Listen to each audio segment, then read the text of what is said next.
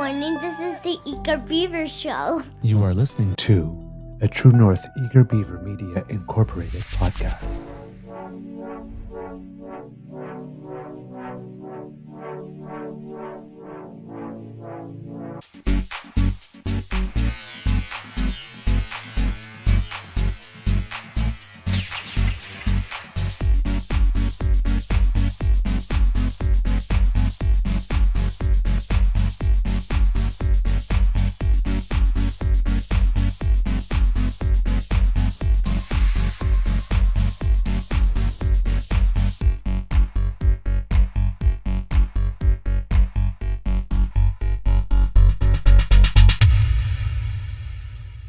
The True North Eager Beaver podcasts are proudly brought to you by our founding sponsors, the Misfit Mysteries from Corvid Moon Publishing, your source for science fiction, fantasy, and cozy mysteries featuring a broad diversity of characters, CanadianTarot.com, your uniquely Canadian online eclectic tarot community, and the Peppermaster, hot pepper sauces made from farm-fresh ingredients to thrill your taste buds and expand your mind.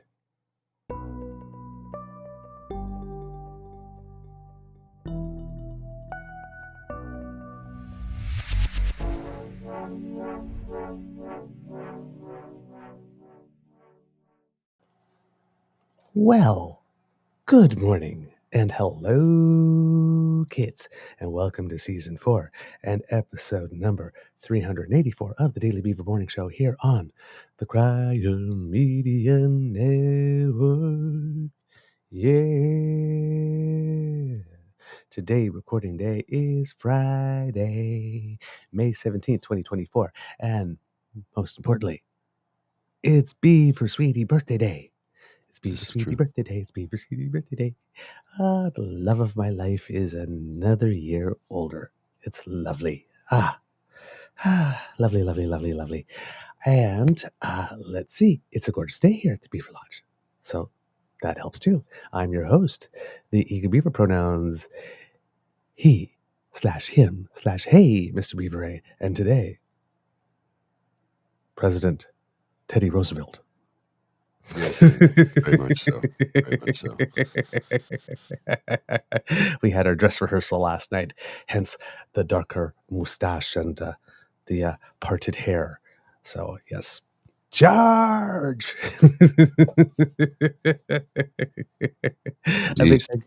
A big thank you goes to our podcast founding sponsors, the Peppermaster, the Misfit Mysteries from Corvid Moon Publishing, and CanadianTarot.com.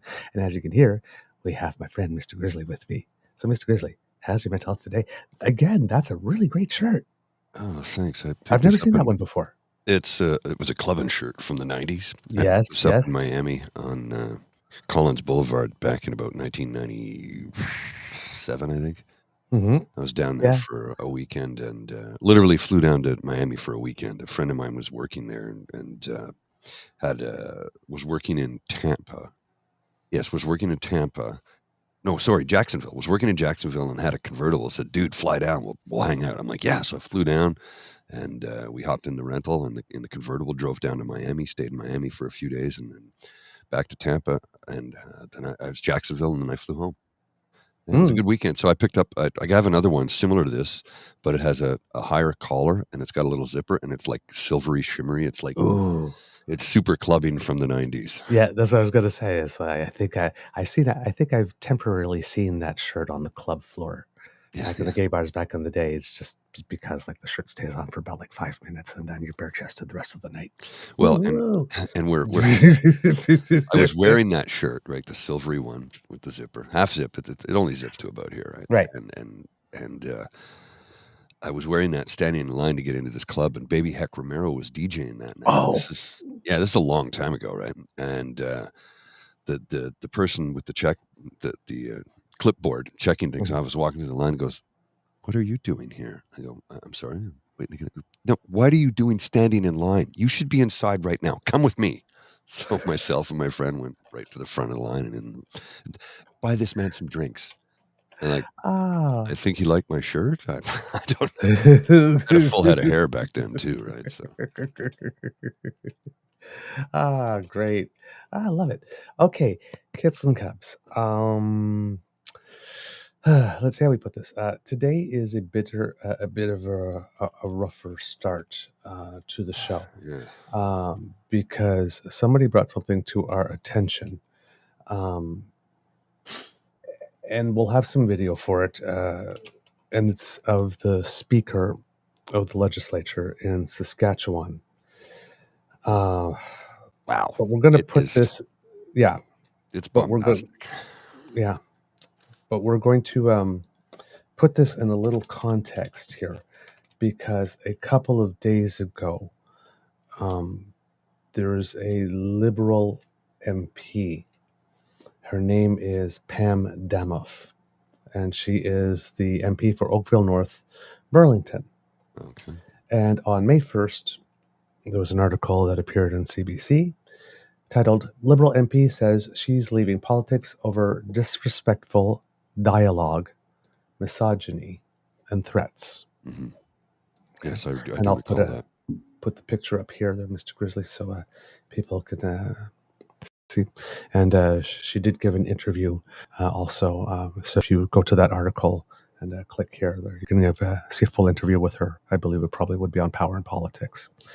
Anyway, this article goes on to say, Liberal MP Pam Damoff says she won't run again in the next federal election after reporting she has experienced misogyny and disrespectful dialogue in politics, along with threats to her life. In a media statement, Damoff says she's proud of her time in politics, but it's no longer for her. She's represented Oakville, North Burlington, a riding west of Toronto, since 2015. Damoff announced she planned her exit with a letter posted on Facebook. She said the current tone in politics is being driven by a desire for social media clips and likes, a drastic change in how politicians interact with each other and the public. Quote, "Unfortunately, the toxic drive for social media likes and clips among elected officials has hindered constructive conversations, exacerbated difference between us, and diminished our capacity to show empathy towards each other. The threats and misogyny I have experienced as a member of parliament are such that I often fear going out in public, and that is not a sustainable or healthy way to live." She added that the tenor of the political discourse has deteriorated significantly, and she fears that misinformation and lies spread by politicians are causing a loss of trust in institutions. So, and then earlier, we had Gatineau Mayor France Bilil, who stepped down, citing a hostile political climate, and that was in February. She was the first female mayor of Gatineau, elected in 2021 and 2024, 3 years later. Mm-hmm. Just said enough. Didn't even do her full term. Right?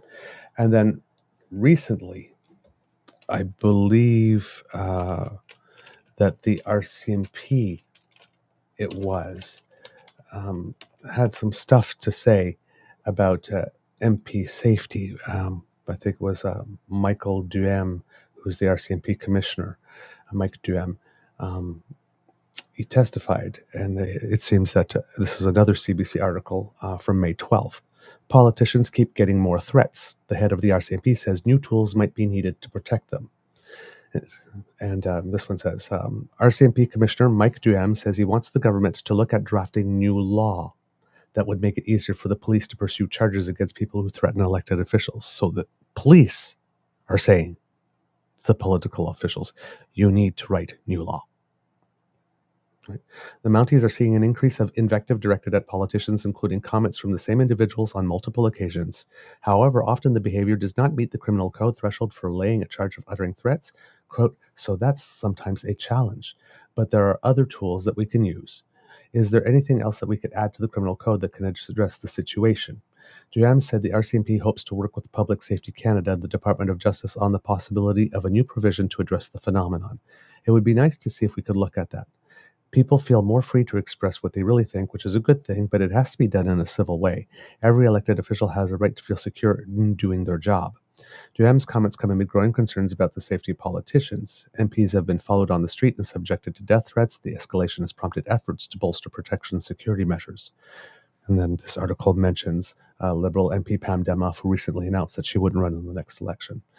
Durham said the RCMP regularly communicates with other police forces about threats to politicians. In addition, the Mounties have a liaison team that keeps in touch with federal ministerial offices about daily security needs. And the force works closely with the House of Commons Sergeant-at-Arms concerning protection of MPs. The force will sometimes turn to disruption measures, with officers knocking on the door of someone who has made a concerning comment to have a chat with them, Durham said. RCMP behavioral science specialists also look at incoming cases, and the force has noticed that disturbing comments sometimes come from people known to the force from earlier incidents, he added. An intelligence report released in March said threats against politicians had become increasingly normalized due to extremist narratives prompted by personal grievances and fueled by misinformation or deliberate lies. In June 2023, the June 2023 report prepared by a federal task force that aims to safeguard elections said baseless theories, disinformation, and misinformation had spread to larger audiences, exposing online users to a vast network of narratives that undermine science, systems of government, and traditional figures of authority. Quote, violent rhetoric routinely fixates on elected officials with particular hostility towards high-profile women, the report said. In recent years, countries like Bolivia, Brazil, and Tunisia have brought in legislation directed at violence against women in politics. Again, Bolivia, Brazil, and Tunisia have brought in legislation directed at violence against women in politics, ensuring that social media platforms are enforcing terms of service that will minimize the sense of violence is important, says Chris Tonov, Assistant Director at the Center for the Study of Democratic Institutions at the University of British Columbia. The recently introduced federal online harms bill is one way of helping establish standards around expectations of such platforms for addressing harassment, threats, and hate speech, he said. While much of the abuse comes via cyberspace, it can also spill into the physical realm, Tonov said. Quote, so you're getting threats online and there's a protest, so it's come to your home. And you've also been shouted out in city council meeting, he said. They're quite often mixed together. Tonov added it is important for party leaders and staff to make it clear to supporters that it's inappropriate and undemocratic for them to threaten, harass opposing political parties online. And it would be good to see more of those public expressions because that kind of cross-party unity around what's appropriate is really necessary. So you got politicians leaving, stating why. You got the commissioner of the RCMP telling politicians, you guys need to make new law. Now you got some people go, well, gee, why is it that we need new laws for politicians? I mean, if you harass anybody, it shouldn't be the same thing. Yes. Yes. When you talk about harassing politicians in this particular way, you're not just harassing a person, you're trying to have an impact on the entire population of a nation. There's a difference. Right? There's an extra layer when you try to intimidate people that are democratically elected. Now, we're having all of these talks right now about foreign interference, and we need to do that. But I think we need to start having some conversations about some domestic interference as well. Because right now, that's going right under the radar. And Mr. Grizzly, I will let you take it from here. Well, we have some video that we're going to play it in chunks because it's about 10 minutes, 11 minutes. And it's disturbing, to say the least. Because I was watching this video earlier and I'm like, it just progressively gets worse. Mm-hmm. And it goes into areas where I never thought would be having this type of conversation. So just watch this. Before I ask for approval of that motion, I have a few comments. As we close this spring session, there are many people that I would like to acknowledge. The clerk's office, Irish Lang, Ken Ring, Kathy Biernack, Rob Park, Ann Drake. Look at how nervous this man is. I had the same comment like this. This is what the he trembling does. in his voice. Yes. And how his hands are shaking here. This is what this man is, a speaker, and he's not a young man. He's been in this game for a little while. He's a serious dude, and he is not comfortable right now. Watch his body language, watch his hands, and listen to his voice.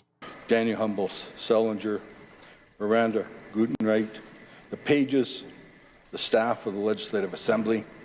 Thanks to you all for your amazing teams, for extraordinary work that you do to serve the members. Special thanks to Lyle Fredrickson, Sergeant at Arms and his staff, to Steve Bata and his team.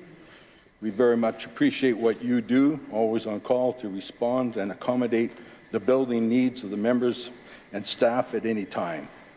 To Hansard team, Broadcast Services, the committees branch, we appreciate your many hours of recording, documenting, and facilitating the legislative process. Not always an easy job, especially during heated debate. Thank you to my staff, Sheila Sterling, Twyla Wilson, Nuli Mengo, and the summer student Danica Rodenbush for their support, especially during session when things can get chaotic. Thanks for keeping things running smoothly in the office. Thank you, Janet, my constituency assistant, for your diligence and hard work for the last 12 years. We have traveled many miles serving the constituents of bigger Sask Valley. Thank you to my constituents for having faith in me as your MLA, electing me 6 times. It has been an honor and a pleasure to serve. I would like to thank my wife, Cindy, and my family for their ongoing support for my role as an MLA and a speaker. Our families make great sacrifices so that we may serve the citizens of the province. Thank you. When a member is elected by his peers as speaker, they give up their voice in the assembly. They take an oath of impartiality to serve the needs of all members and parties. I would like to read the oath that I took when I became Speaker. Members of the Legislative Assembly, I wish to express my gratitude, thanks, and humble acknowledgement of the high honor and Assembly has conferred on me. While I leave the floor of this Assembly to take the Speaker's chair, I leave behind all political partisan biases in order that I may discharge with impartiality to all and to the best of my ability the various important duties pertaining to the high office of Speaker. It will be my aim and duty to uphold the principles and traditions of the Assembly and secure for each member the right to express his or her opinions within the limits necessary to preserve decorum, to recognize the rights and privileges of the honourable members, the political groups, and the Assembly itself, to facilitate the transaction of the public business in an orderly manner, and above all, to seek to be fair and impartial in the decisions you entrust in me. So we'll just pause there for a second. Mm-hmm. This man is really struggling with this. Yes. I mean, this is not an easy thing for him to do, number one, and you can see how shaken he is by all of this. Mm-hmm. I want to say thanks again to Cassie for sending me this link and pointing this out to me. We really do appreciate it. We'll pick it up in just a second here, but I mean, this is an older white man who's been in politics for a while. He understands the game. He knows how it's played. And he is about to drop some truth bombs on you that if you have not seen this yet, you're going to be shocked by what he's about to say. Because I was flabbergasted, to say the least. And it's starting out, it's upsetting to see how upset he is, how his body language is, how his emotions are. You can hear the quiver in his voice. Now watch what happens. I carried out my duties despite the behavior of the government leadership, which will I now take this opportunity to explain the challenges that I've had as Speaker. The signs of inappropriate behavior. I wanted to stop here to, again, make the point here to kids in case they missed it. He is talking about how he is being treated by members of his own party. Right. Not opposition members. Members of his own party. The government House Leader. The Sask Party has a majority. the whole legislature votes for the speaker, but when a party has that big a majority, the speaker usually comes from the party that is also the government. Mm-hmm. He's talking about his own party. And this is where it gets really dark, really fast. Behavior by the government House Leader took place with a former speaker. The government House Leader, MLA for Meadow Lake, bragged that he could get the speaker to rule in any way that he wanted. There's plenty of evidence that did take place. The government House Leader would text the speaker how he should rule on a regular basis. The speaker resigned and ran federally. Speaker Mark Doherty would not bow to the intimidation from the government House Leader. Mark said he just shut off his cell phone. While I worked with Mark on the Board of Internal Economy, the government House Leader was talking about having the Speaker Doherty removed. When I became Speaker, the intimidating and harassing text messages began immediately, trying to influence my rulings. My experience with the government House Leader in the chambers includes threatening gestures. Whenever I ruled against him during session, he would start yelling at me and stand up and flash his suit jacket and storm out. An example of inappropriate behavior and attempting to influence me as a speaker is one of the hundreds of text messages government House Leader sent. The example of one of these text messages was sent on March 22nd, 2023, and I quote, "That's an absolute bullshit ruling, completely wrong, and Iris will tell you that." Iris referring to the clerk. I'll say it again, March 22nd, 2023, from the government House Leader concerning a ruling that I made. That's an absolute bullshit ruling, completely wrong, and Iris will tell you that. It soon got back to me that my removal as Speaker was discussed on a regular basis in the government caucus. Last fall, the government House Leader stopped sending inappropriate text messages to me, but continued sending them to the clerk. The government House Leader handed over the duty of texting me to the Deputy Government House Leader, MLA for Estevan. She especially harassed me during the emergency debate on the parental rights motion. And I'd like to read into the record a series of messages from the member from Estevan during that debate. On Monday the 16th, she texted, "Should she be speaking to the motion in front of her sitting hours? Just curious what leeway she had or has. Thank you. She is not on the motion. She will have an opportunity to speak to this when she actually speaks to the bill. Once again, if you want MS to speak to the bill, we will have a chance, but he needs to be speaking to the motion of extended hours and rules." Look at how nervous this man is. This man is an emotional wreck right now, and this is what he does. And he's been doing this for a little while now. Yeah, there's some interesting comments in there. It's when he said, Iris will tell you. It's like, oh, wait a minute. It's like, do they have control over the staff as well? Well, it seems Is that Iris supposed to keep the speaker in line? It seems to me that the democracy is dead in Saskatchewan. By the way he's speaking.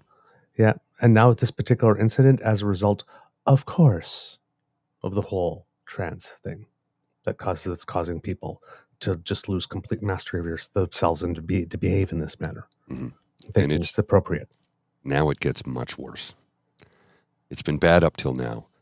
Now it gets much worse. Oh, and the member from Estevan, and in case anybody is wondering, because if you are living in Saskatchewan and you have an election coming up, it's a woman called Lori Carr.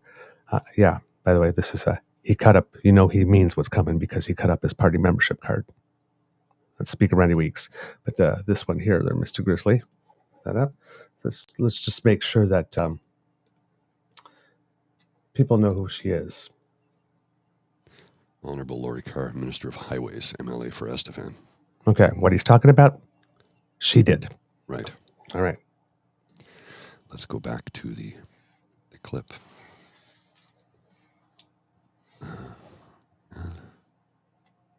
Why is it not? I gotta reshare it. For some reason, it just stopped working. No worries. Oh, man. Here we go. This is where it gets to be really disturbing. Thank you. State of health care. This has nothing to do with the motion. Sorry to keep harping. On October 17th, she texted, "It's been pretty good today. Can you ask her to talk to the bill, please? I replied once, I said I did, and then she replied, but she is not listening. This is not about health care. The bill, please. This has nothing to do with the bill. Can you please bring her back to the bill? Thursday, October 19th, she texted me, you going to bring her back to the bill? Think about this. You going to bring her back to the bill?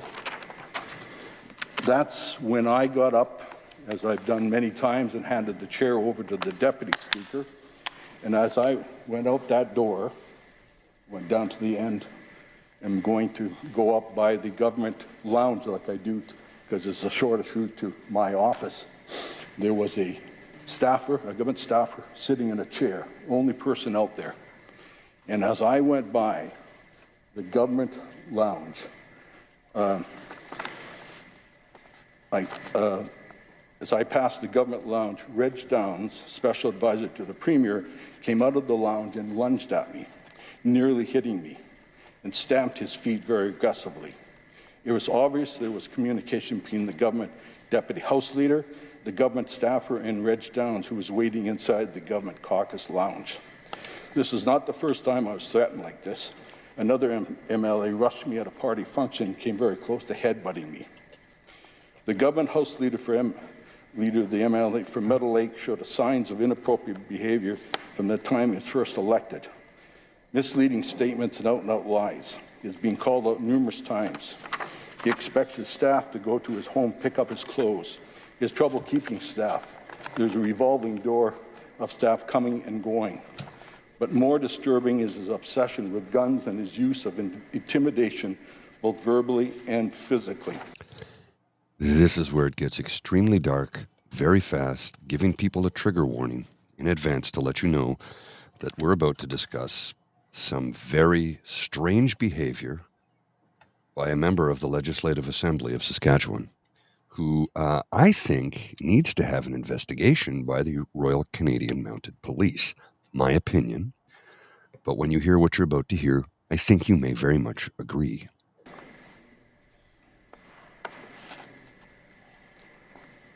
His desire to get permission to carry a handgun in the Legislative Assembly is particularly disturbing. Another incident reported by a former special constable was when the government House Leader flaunted the rules concerning weapons when he brought a hunting rifle into the Legislative building.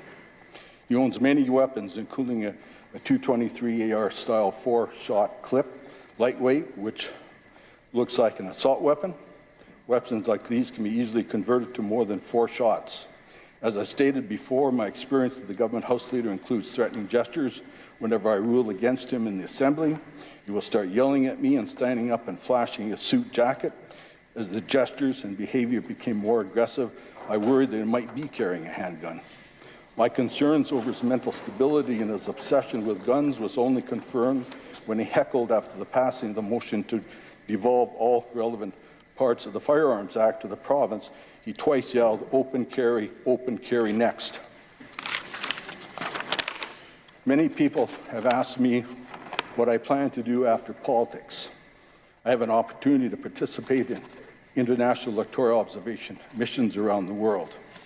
But first, before I travel thousands of miles to support democracies facing challenges worldwide in recent decades, with the resurgence of populism and the increase in popularity of leaders with autocratic tendencies, I'm going to carry out the remainder of my term as Speaker right here in Saskatchewan, championing the electoral process and continue being the custodian of this institution and defend and protect our democracy. Saskatchewan is blessed with wonderful people, whether they are Indigenous or descendants of immigrants or newcomers who have only been living in Saskatchewan for a few years.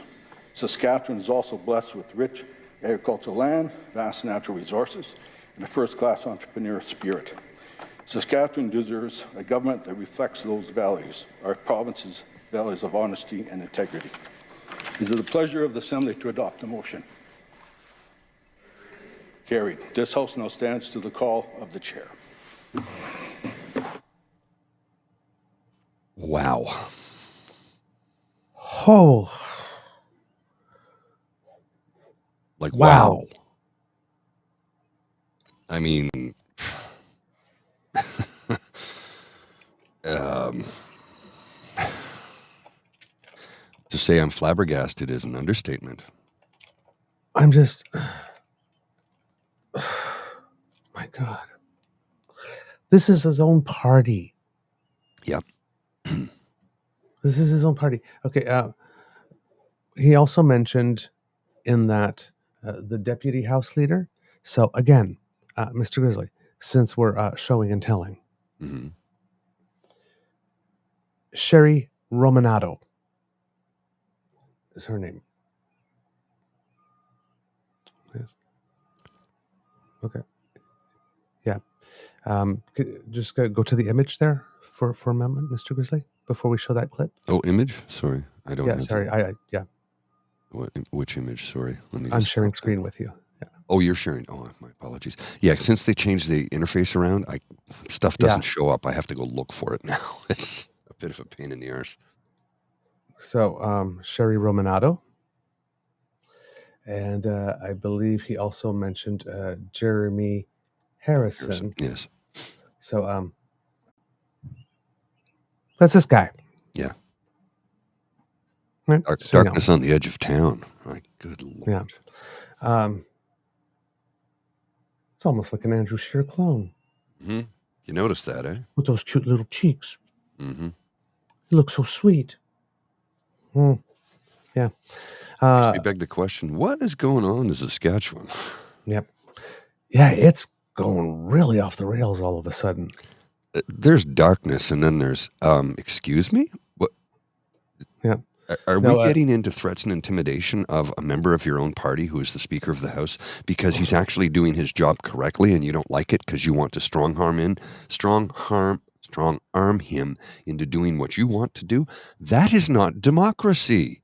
Mm-hmm. We got Cassie that in the chat added a couple of things, and Mo wouldn't stick up for him.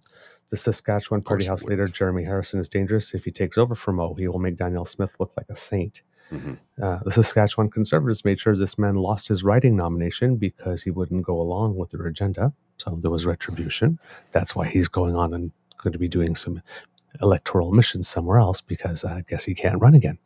And the jacket flash that he was talking about with Jeremy Hansen, that's a sign for a conceal and carry. Yeah, it's like, it's just opening your jacket to show that you have a piece. Yeah. That's the idea. That's what he's doing. You might want to be careful what you say. Yeah. I've got a little friend here. Yeah. Yeah. This is... And so this is going on in Saskatchewan. People doing it to the members of their own party to keep them in line. And then, remember, it wasn't that long ago in Alberta that some people had judges tailed during the pandemic. Let's tail a judge and see if the judge is respecting all the lockdown stuff so that we can... This is... Darkness on the Edge of Town. That's a Bruce Springsteen album, by the way, but you know what I mean? It's like, really... What did I say? He brought, like Cassie, exactly. I was just about to say it when you typed it. He brought a rifle to the legislature. Yeah. Why is he still in the seat? He should be gone. I'm sorry. That should be instant gone. Instant. Expulsion. Gone. You're out of the party. You're out of the legislature. Vote in the legislature the very next day, and if it wasn't in session, then an emergency session call where the whole legislature gets up and they say, you're out. Should you be showing pictures of these MPs? Couldn't this possibly stoke hate and put them in danger? Didn't they just threaten the life of the Speaker of the Legislative Assembly? They need to be investigated. No. Yeah, I agree. So should you show this? Like, it's not. They're public people. Well, no, but that's not it. It's when someone calls out threats and intimidation. Mm-hmm. Yes, to ask them afterwards, should you be doing this? Because couldn't that stoke hate and put them in danger? I was like, no, that puts the onus on the victim. Mm-hmm. Yes. This person, because Yes, he's intimidating Mr. Weeks. Yes. But he's also screwing over the entire population of the province when he's doing that. And his party in the process. Because he's not doing it to Mr. Weeks just as a private citizen. He's doing it in his capacity as Speaker. In the Legislative Assembly. In the Legislative Assembly. That's an attack on the entire citizenship. Completely different levels to this, right? It's not like two guys in a pub arguing and having a heated conversation, and one guy flashes like, I'll give you one of these. But this is done in government. But this is like saying, like, if someone assaults you, because, well, should you report it to the police? Because when there's an interaction with the police, sometimes things happen. Mm-hmm. It's like, no. If something wrong was done to you and you call it, not calling it out because that might raise hate towards other people, that doesn't. Now, how you call it out, of course, as we always say on the show, it ain't what you do, it's the way that you do it. But people doing this need to be known because they're running for elected office and people need to know not to vote for them. Mm-hmm. If you can't talk about the bad stuff that people do for fear that it might bring hate upon them, then you're just giving them license to do bad stuff because we'll never talk about it. It has to be called out. It has to be called out. It has to be. Because you can't do that. It's not that's the exact same thing as saying, well, don't pass that thing because the people on the extreme right or the people on the extreme left might protest. Left. They're going to protest anyway. Yes. Do the right thing. Do the right thing. Because if you don't do something, like you said, like this, I don't want my decision to be politically influenced. Okay. Oh, I'm not going to make this decision because it might spark a protest. Mm-hmm. That's allowing the decision to be politically influenced. And you know, the thing that is astonishing to me is this is within the party in power. This is how they treat each other. Yeah. How do you this think is the reason why we're bringing it up, right? Exactly.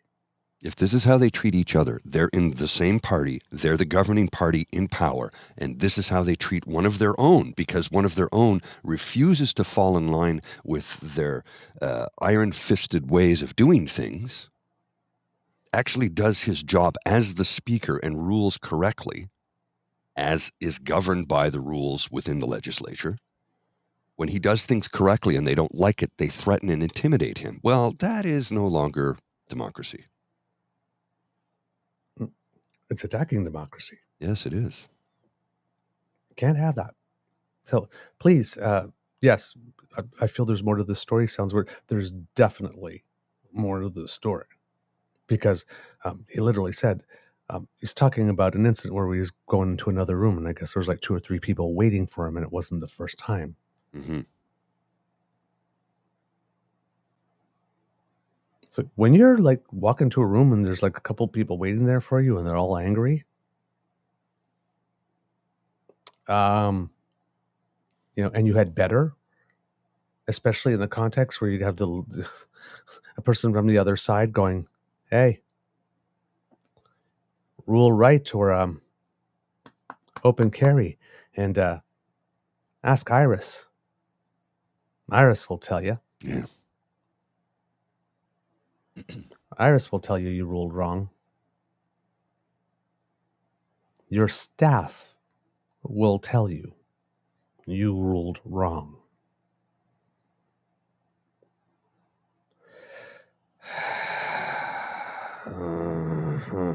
Cassie goes and Scott Moe said meh. All right, there's a small report on Global News yesterday for it that I want to play because it seems that the speaker was interviewed and had a few comments. Okay, let me just pull up. It's short. It's fewer than 2 minutes, but there's a clip. I just have to share the screen. Bear with me. Here we go. Oh, it helps if I turn on the sound. I find it works From better. the Sask. Let's try it again. Accusations and name-calling stole the focus away from the Sask Party's classroom care and communities investments and their farewell speeches for the final day of the legislative spring sitting. Legislative House Speaker Randy Weeks ended the final day accusing multiple Sask Party members of bullying him. When I became Speaker, the intimidating and harassing text messages began immediately, trying to influence my rulings. He put a lot of focus on actions from Minister Jeremy Harrison and accused him in the House of requesting to bring a gun into the Assembly. His desire to get permission to carry a handgun in the Legislative Assembly is particularly disturbing. Premier Scott Moe says he doesn't know if this is true and called everything Weeks said in the chamber baseless. It's disappointing, I would say, at the very least, because if there are true concerns there, they've just developed since he lost a nomination, and he's never talked to me about it. And so at this point, I can't attribute it to anything more than just, sour grapes that he wasn't successful in the nomination. Weeks says it's his job as House Speaker to be unbiased and not swayed by any members of the House, no matter how hard they may try. He says Moe should have been aware of what was going on. They serve at the pleasure of the Premier. He's sitting there. He sees it. He hears it. Despite the upheaval in the chamber for the final day of the spring sitting, ministers and critics are now preparing their campaigns for the upcoming election set to take place in the fall. Catherine Ludwig, Global News. Okay, wait a minute. Scott Moe just literally said, I don't know if it's true, but it's baseless. What a shit given. Like literally, he said, I don't know if it's true, a couple of words, and then it's baseless. Like there wasn't even like 40 seconds between the two statements. No. Oh, I don't know if it's true like this, but these things are baseless. I'm like, well, if you don't know if it's true, you can't know if they're baseless. And therefore, you can't know that it's sour grapes. It's just, oh my God. And what a terrible reaction. Oh, yeah. Brutal. Well, I don't know if it's true, so, doody doody doody doo. Let's just keep on business as usual. I mean, but hey, I mean, we have Scott Moe, literally one-man crime spree, currently breaking the law right now. By not collecting the tax, by not collecting the carbon fees, and claiming he won't remit them. So, it's not like it's not like he's the most his word in French, fria. It's not coming to me in English now. Doesn't have the most affection for following the law as it is written, but more like he would rather it to be. So yeah, Kits and Cubs. And then, of course, Kitlinda M points out in the chat, too, that if you listen to the most recent O Show with Laura Babcock, you'll have Charlie Angus talking about his experiences. Because he's done it federal. He's released some stuff that he's got to do. And yeah. So, and I believe Kit Trent had also asked something, and I was looking it up for you. Asked about, there we go, how old is the MP and how long has he been an MP? Most violent people have a history of violence. Maybe he's done things like this before. That's a very good question. People should look into it. Jeremy Harrison is 46, and he's been a member of the legislature since 2007. Sherry Romanado is 50 and has been a member of the legislature. Sorry. That's the wrong. Sorry. Sherry Romanado. Forget that. There was, I need to issue a correction on myself. There was a computer error. I asked for the Deputy House Leader of Saskatchewan, and it gave me the Deputy House Leader of the House of Commons. So, sorry. That is incorrect information. Correcting myself there. And then the lady from Estevan, I haven't had a chance to look up yet, but hopefully I will during the show. Lori was her name? Lori? Yeah, Lori something. Carr. Lori Carr. So, but we're talking about, in the legislature since 2007, since 2015. Lori Carr was elected to the legislature in 2016. So, they all have at least 8 years experience in the legislature.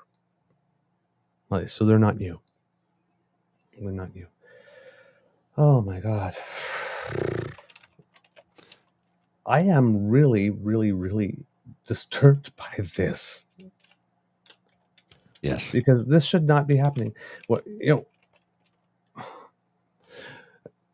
and even like add this to what like Doug Ford has been doing in Ontario with regard to mayors, what Danielle Smith is doing. Mm-hmm. The rule is, the social contract is that we vote. Yeah. And whatever the result is, that We person accept. goes to Parliament. We might or not City like the Hall. result, but we accept it. Yeah. Or legislator, and is allowed to do their job on behalf of all the constituents as freely as they can, so that they're able to speak. For example, we have cabinet confidences so that people can speak as candidly as humanly possible about matters literally of life and death on an entire population of a nation. Because if you're supposed to be able to speak freely without intimidation Mm-hmm. in cabinet and have cabinet confidence so that even the public doesn't even know the real tone and tenor of what was said, if there was swearing, if there were arguments, if there were fights, because that's cabinet secrets when you're hashing it out. Yes. It's supposed to get passionate and all that kind of stuff. That's where you put all the dirty laundry out and you don't air it in public. And then you come to a solution. Once you come to a solution, everybody buys in and you run with it and you sell it. But the messy stuff gets done behind closed doors. Indeed. Well, in order to be able to represent the views and serve the entirety of the population of your electoral district, you have to be able to do that without intimidation, because this time on this thing, I voted to do something for not you, or something that you didn't prefer. The next time I might do, but this time I didn't. But here it seems that with the Saskatchewan Party, you're supposed to do the thing that I want 100% of the time. And we see that in social media too. Right? It's like, you see this, you watch hosts of shows, for example, that they like, and then they say one thing one day that somebody doesn't agree with, and then all of a sudden they're on the warpath.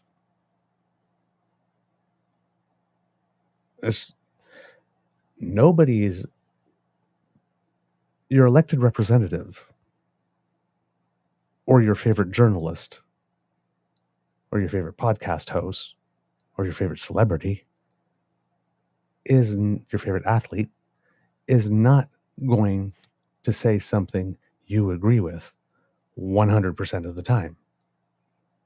And if you Period. think it is your job as an elected official, member, a citizen, a fan, a member of the public, whatnot, to keep the people that you follow in line when they stray from your point of view, when their job is to entertain everyone or legislate for everyone or present the news to everyone.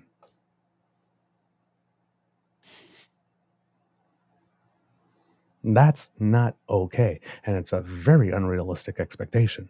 Mm-hmm. You don't get to program other people. No. You get to program yourself. You want a show that says everything that you want to say all the time, start your own. Exactly. You want a politician that says what you want them to say all the time, run for something. Mm-hmm. But don't stand there or sit there and say, you know what? I like this person. I'm going to follow them. And then 4 or 5, 6 months later, it's like, oh, well, we finally found one thing on which we disagree. Now you must die and be destroyed.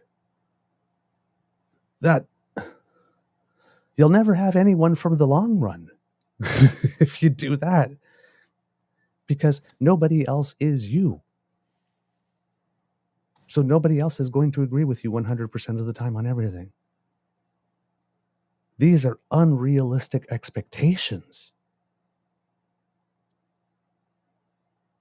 We do not live in a world in which we only get choices we like, in which we only get to hear the things we like. Because I know that we have technology is allowing us to curate our worlds in such a way that we never have to be exposed to anything we don't ever like, ever. I guess. And then the odd time when something seeps in, oh my God, I can't handle it. It must be stamped out. But, like, come on, man. Come on. We need to gain a little bit of mastery over ourselves here. Mm-hmm. Nobody out there lives to serve just you 100% of the time. Unless they're on your personal payroll. And even then, there are laws. So you can't do what you want. And you can't expect people to do what you want 100% of the time. And for political parties to be doing this, members of political parties to be doing this to each other. To each other. In the same party, in the same movement, and then them running for office and say, but no, don't look at how we treat our own kind behind closed doors. We will do right by you. Give us your vote and send us money. If they treat each other like this, they've got nothing for you. Don't vote for assholes. Period. Don't vote for people who want to bring guns into the legislature so that they can keep the speaker in line. And don't vote for any other person who sits next to them on those benches and says nothing while that happens. Or even worse, like the premier tries to explain it away. Don't vote for these people. Indeed. They will not be there for you. They don't care about you. They've clearly shown if somebody can sit in the legislature and try to intimidate the speaker to move their impartiality into puppetry, that person who does that is doing something to you as well as a citizen of that province. They are not there to help you. That is not their primary concern. We need to start demanding better. Oh, yes. Undoubtedly. It comes from us. We're in it. I keep on saying it on this show often. There's an inherent conflict of interest in being an elected official in that you get to determine as a legislator which of your behaviors are criminal or not, which of your behaviors are ethical or not, and what are the sanctions for violating those. Until politicians, as far as I'm concerned, the first party that runs on, you know what, we're going to impose harder rules on ourselves, wins. We just had the whole loophole thing yesterday. All the people who did that. Oh, well, I guess we'll write a check and reimburse it. Yeah. You tried to. In what other universe do you fraudulently take money from your employer, then get caught and say, oh, well, Cal, just put it back and let me keep my job? Like, that does not happen. But those are the rules because they made the rules that govern their own behavior. That's an inherent conflict of interest. So until we, the actual bosses, just write those letters and have those meetings and tell them to have their performance reviews, and you say, hey. Settle down. Not settle down, but you guys need to pass some stuff that when you guys do this, this happens. Mm-hmm. Somebody brings a gun to the legislature, you have a session that very day or the next day, and you expel them or censure them. Oh, yes. Or as a caucus, you kick them out. He's still a member of the damn caucus. Mm-hmm. His own peers. Like this, the peer pressure to keep in line is supposed to be peer pressure to be the person that's doing the business of the entire population. Not trying to co-opt your own party members into doing what you personally want. This is not okay. This is not okay. If you believe in democracy, this is not okay.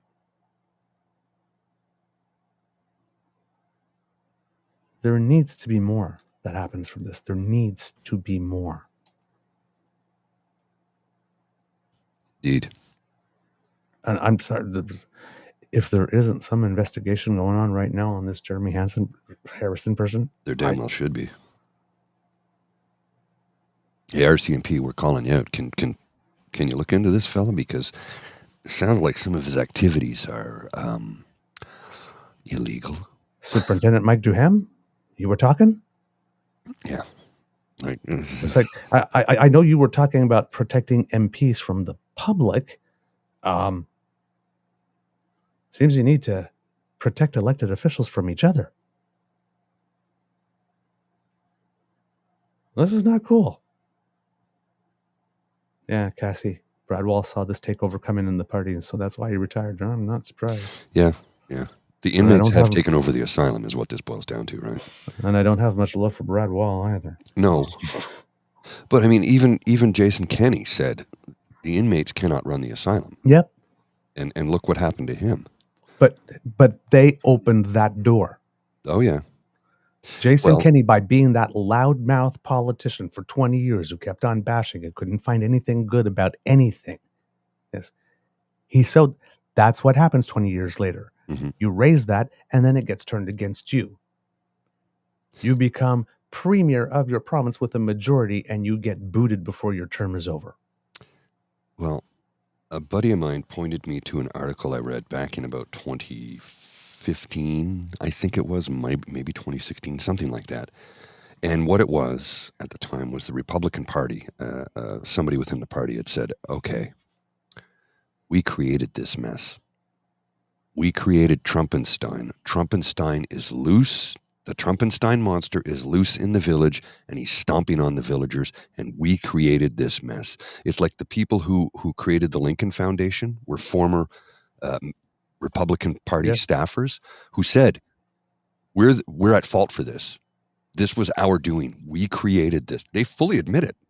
Mm-hmm. They admit, we created this monster. We built this machine. We built it, and we realized, oh crap, we let it get out of control. Now the monster is running things, which is why they're trying to tear it down, because they came, thankfully, they had I don't know if you want to call it a come to Jesus moment, a light bulb moment, a moment of clarity where they realized, we're destroying democracy, and we built the system that will do it. It's the same thing. Kenney built the system that would destroy himself. They're eating their own. It was David Parker from Take Back Alberta who said, I will make sure you are pulled out of that position. And now David Parker's created a system that's currently eating him. Yes. Yeah. When you play in the mud, you're going to get dirty. When you jump into a pool of piranhas and you have a few scrapes and cuts and you're putting a little bit of blood in the water, you're chumming the waters, you're going to get eaten alive. Mm-hmm. Got Kit Trent here, who's got random fact: the length between two parties in the House of Parliament is 3 sword length. Yes, I remember. Now you're speaking to my heart as a debater. Because when I was on the national team and all that, to the UK, right? Yes, and that's why, for example, like when you're talking, like when people are in the House of Commons and they have a pen in their hand, and they go like this, and somebody says, point of order. Mm-hmm. That's why, because back in the day, people used to debate with their swords and they would talk like this. So it was always, X number of links so that you couldn't accidentally stab your opponent. So like this. So now that's why, for example, you're not allowed to have objects in your hand. Somebody could actually, like, if you've got a good flow going, somebody can rise on a point of order and spill your flow because, oh my God, this is a weapon and you're threatening me. That's the part of the parliamentary tradition it comes down from. So yeah, thanks for mentioning that, Trent. Because it's supposed to be adversarial. Yes. But respectful, which is why it's 3 sword lengths, right? So you can't actually. And that's why they're allegedly called honorable. That's why the stuff like this, calling people a liar, saying people that they associate, that's why these things are considered unparliamentary language, because it's supposed to be adversarial, but in honor and with honor. Well, at one point in time, it was gentlemen behaving like gentlemen. You know, that's rugby. Oh, they said some stuff back then too. Yes. Like, because if you read those, like, if you think that invective is like, it's only just now that invective is like, no, This has that's been always going on been the forever. case. Jeez, like this. But now we got technology and we have it on. It's basically on hyperspeed. Yes, it's real time. 24/7 channeled right into your brain. And but yeah, I mean this gentlemen not being exactly gentlemanly to each other. Well, what is it? Not a new thing. The gentlemanly sport is rugby, correct? Yes, and because you don't have the padding. Well, so they're like this. You hit hard, but you hit fair. Well, you tackle. You don't hit. That's the difference. Tackle. You tackle. Yes. You do not hit in rugby. Number one. Number two, you do not question the rule of the official. When the official approaches you, yes, sir. Yes, sir. Okay, sir. And you go to the sin bin, and you do not question it. You do not put up a fight. It's a gentlemanly sport played by brutes, and that's just the tradition for rugby. And a lot of women play rugby now too. Would they say it's the ladies' sport played by brutes, or is it still like the gentlemanly sport? I don't know. And I'm just, I'm not trying to. I don't know what the term, the generic term for gentleman, gentlewoman together is. I don't know. And the thing that comes to that makes me think of that is, are you a fisher or a fisherman? And I know women in the East Coast who are, I'm a fisherman. Don't call me a fisher. And I'm like, okay, whatever you want to be called, I'll play right along. I have no issue with that whatsoever. Anyway, that's kind of a side topic, but squirrel. Cascos, thanks lads for sharing this, because this is what will happen under a federal conservative government. Yes. Yeah. But we've seen it. Yes. We've seen it. As soon as Pierre Poilievre became elected leader, what happened to Alain Reyes? Yeah. They literally sent messages to people in his electoral district telling them not to vote for him. Yeah. You want to talk dirty? Their own kind. Yeah. Their own person. But he supported Josh Charest. So he had to go. Yeah, I don't have his unwavering loyalty. Pierre Poilievre's first move as party leader was to sick the dogs on one of their own, and like this through, and then turn around and says, "Oh, we don't know how that mass email went out to only the people in his riding by accident, with a message from us saying we don't know how that." It's like, oh my God, we don't know how that message got out. It's like, how did that message get written? Oh, must have been an. There should have never been anything to get out in the first place. Oh yeah, some rogue staffer. Oh yeah, so I guess, and then so they wrote it, but why did they write it in that text message service? They could have wrote it in Word. Still no. They could have wrote it in an email. It wouldn't have gone on as a mass text. So somebody did the message happened to get written, and it happened to get written on that platform, and it happened to get sent. But nobody knows how that happened. Everybody's just. I don't know how MGTOW hashtag got on all my videos for X number of years. Yeah. I don't know how that happened. It's amazing how they never know how any of these things happen.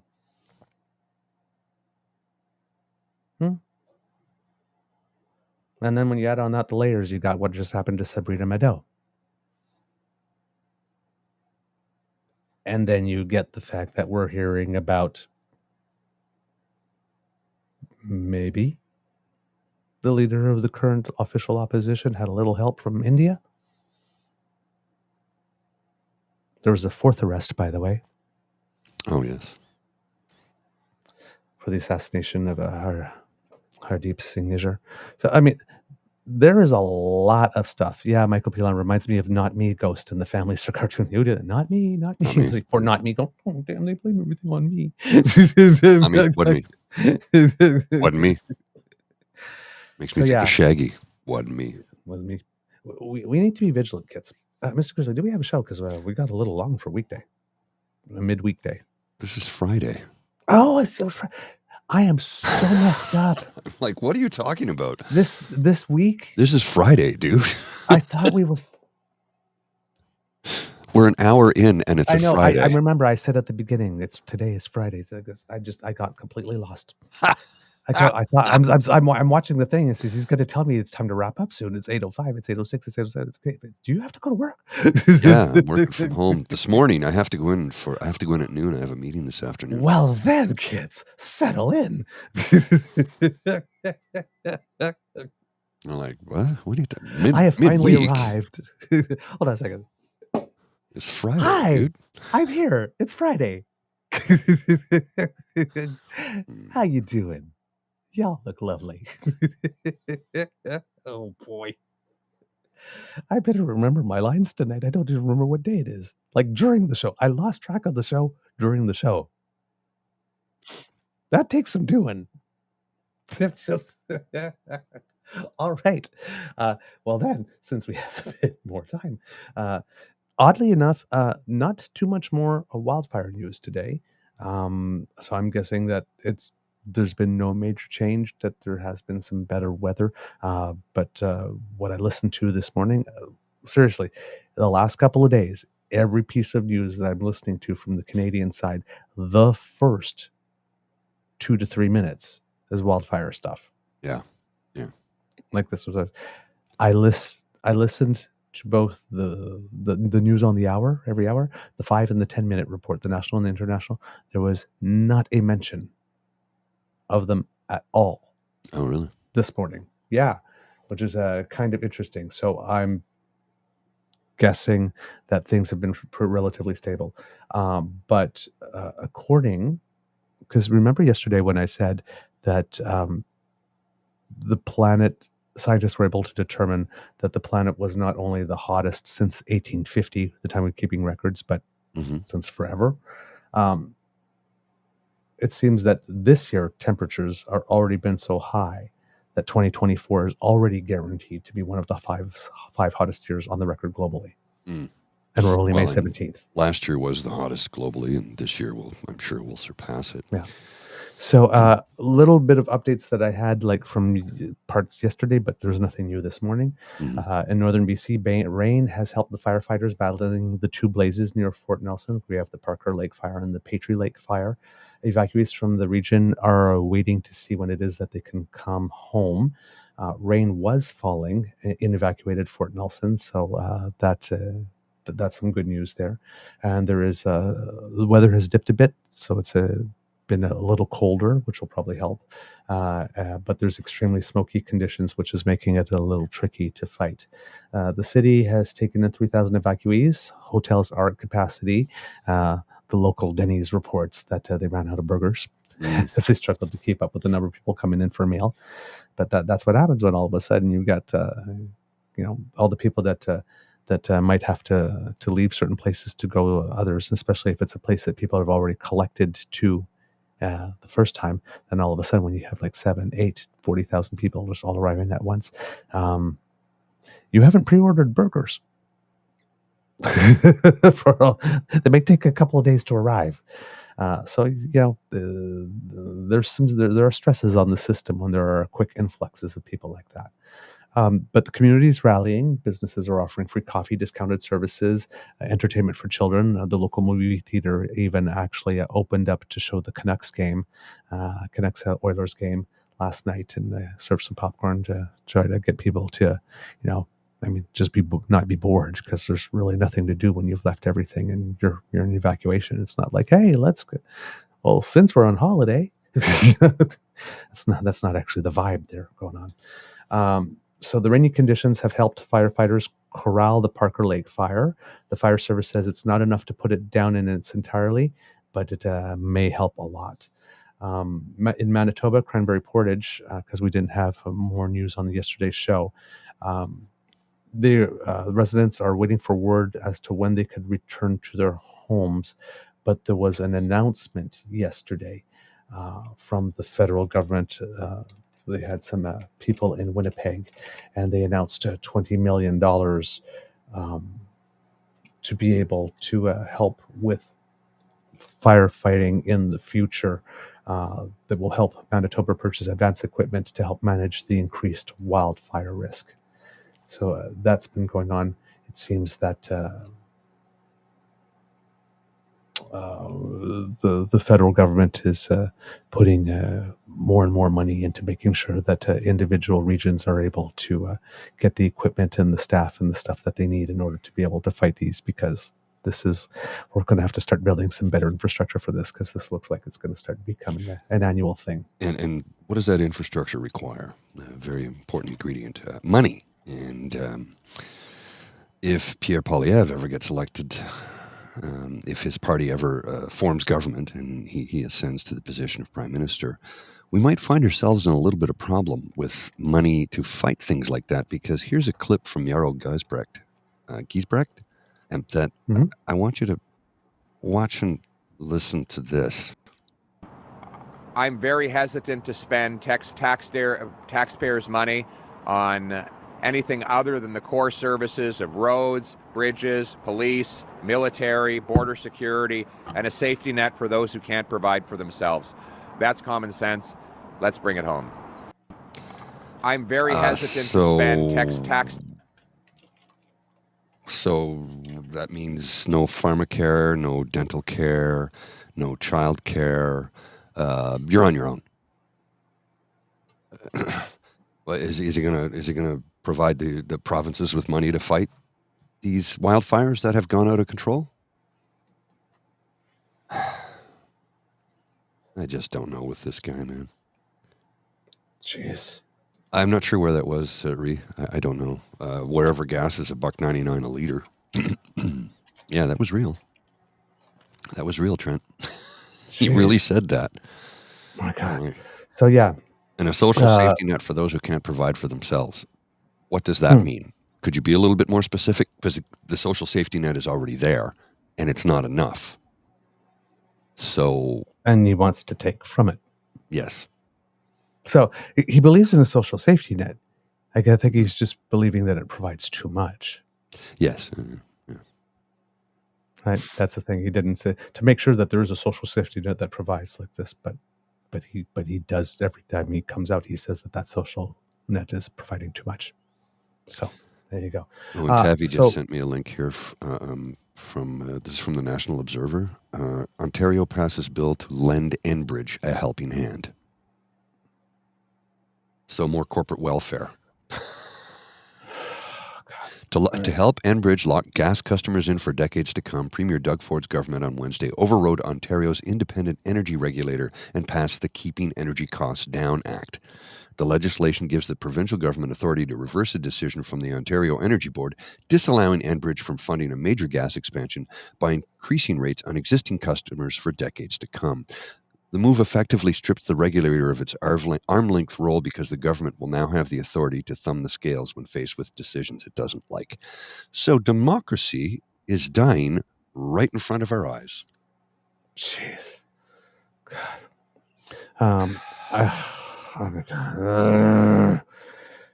And there was another that's the Enbridge thing. Yeah, I remember there's something about that. I'm going to have to read more about that because, it was they actually passed a law as well somewhere in the way to make it so that Enbridge could keep on getting some business that it wouldn't be entitled to otherwise or something.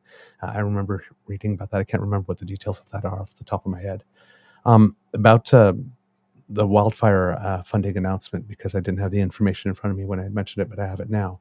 It was Canada's Minister of Emergency Preparedness, Harjit Sajjan, who was at the Manitoba Legislature yesterday to announce $19.2 million in federal, $19.2 million with provincial government matching that figure for a total of $38.4.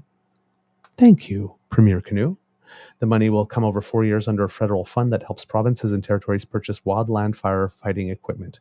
Quote, this cost share program has been critical for our counterparts to produce essential resources such as vehicles, mobile units, avionic upgrades, hoses, pumps, and communications equipment, said the minister. The money comes after an early start to the province's wildfire season last week when flames broke out near Cranberry Portage, displacing more than 675 people from their homes. According to the province, the fire has grown to 37,000 hectares as of Thursday. It's one of the 114 wildfires burning in Canada, with 26 considered out of control. Minister Sajjan says that last year's wildfire season, which was the most catastrophic in the country's history, showed what the future could look like if Canada fails to address the existential threat of climate change. Quote, "It is having a devastating impact, and this year we are already seeing the rapid spread and escalation of wildfires spanning from Fort Nelson, BC to Flin Flon, Manitoba."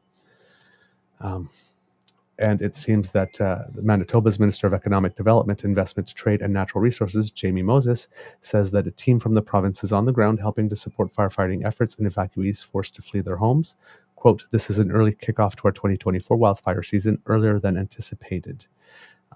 It seems that there's also a closed section of railway in the area, shutting down all rail travel between Cranberry Portage and Pukatawagan to the north, and the line is used to transport essential items. Moses says his office has been in communication with local government about the line. Quote, "I understand that there have been recent supplies sent up to the community, and we are also in contact with the group that's doing the work to repair the line, and that repair is going on right now."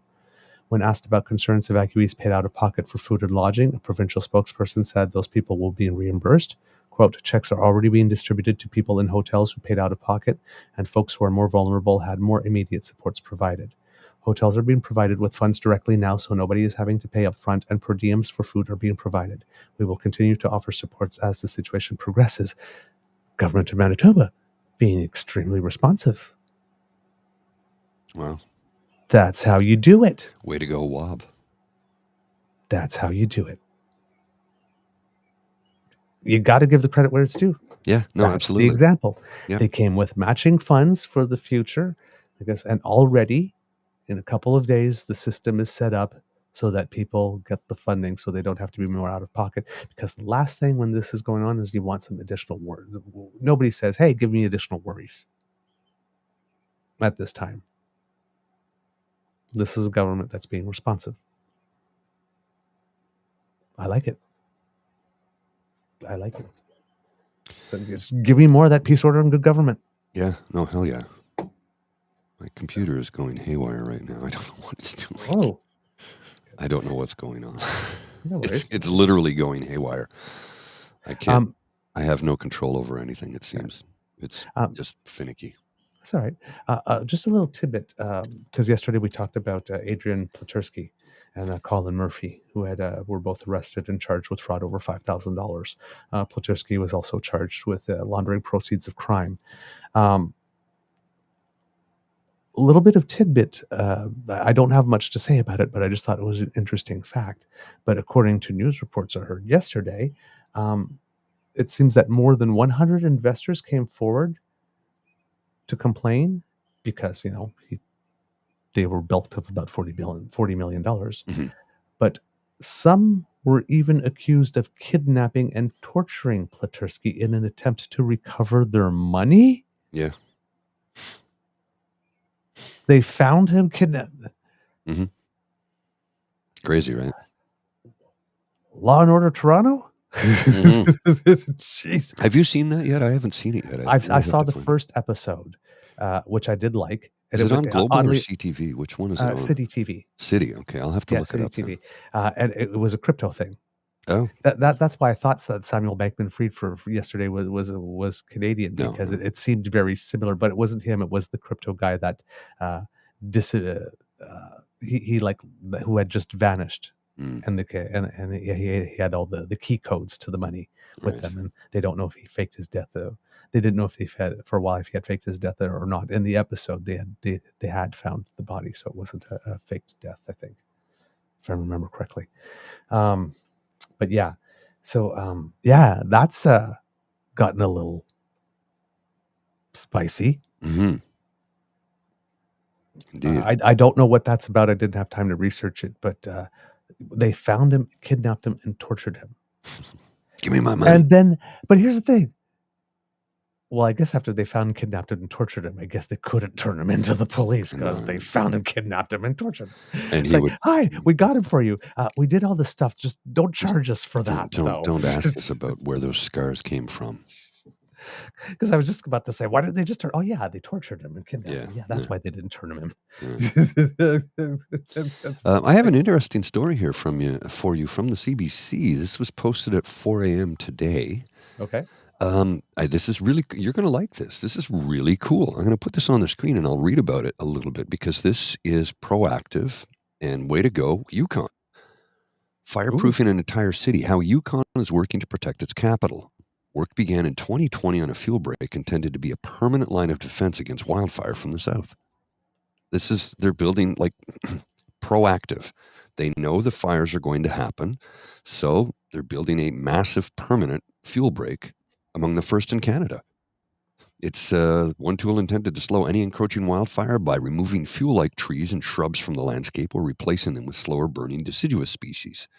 It could also give wildfire fighters a safe space to work and defend Whitehorse. The White House South Fuel Break is located in the most vulnerable area along the southwestern edge of the city. So far, nearly 400,000 hectares have been cleared. Once finished in 2032, the fuel break will span 20 kilometers. I'm like, that's forward thinking. Nice. I'll put a link to that in the chat if anybody wants to get into reading. It's I'm just going to put it in here. And what is going on with it? Yeah, there we go. Other news today.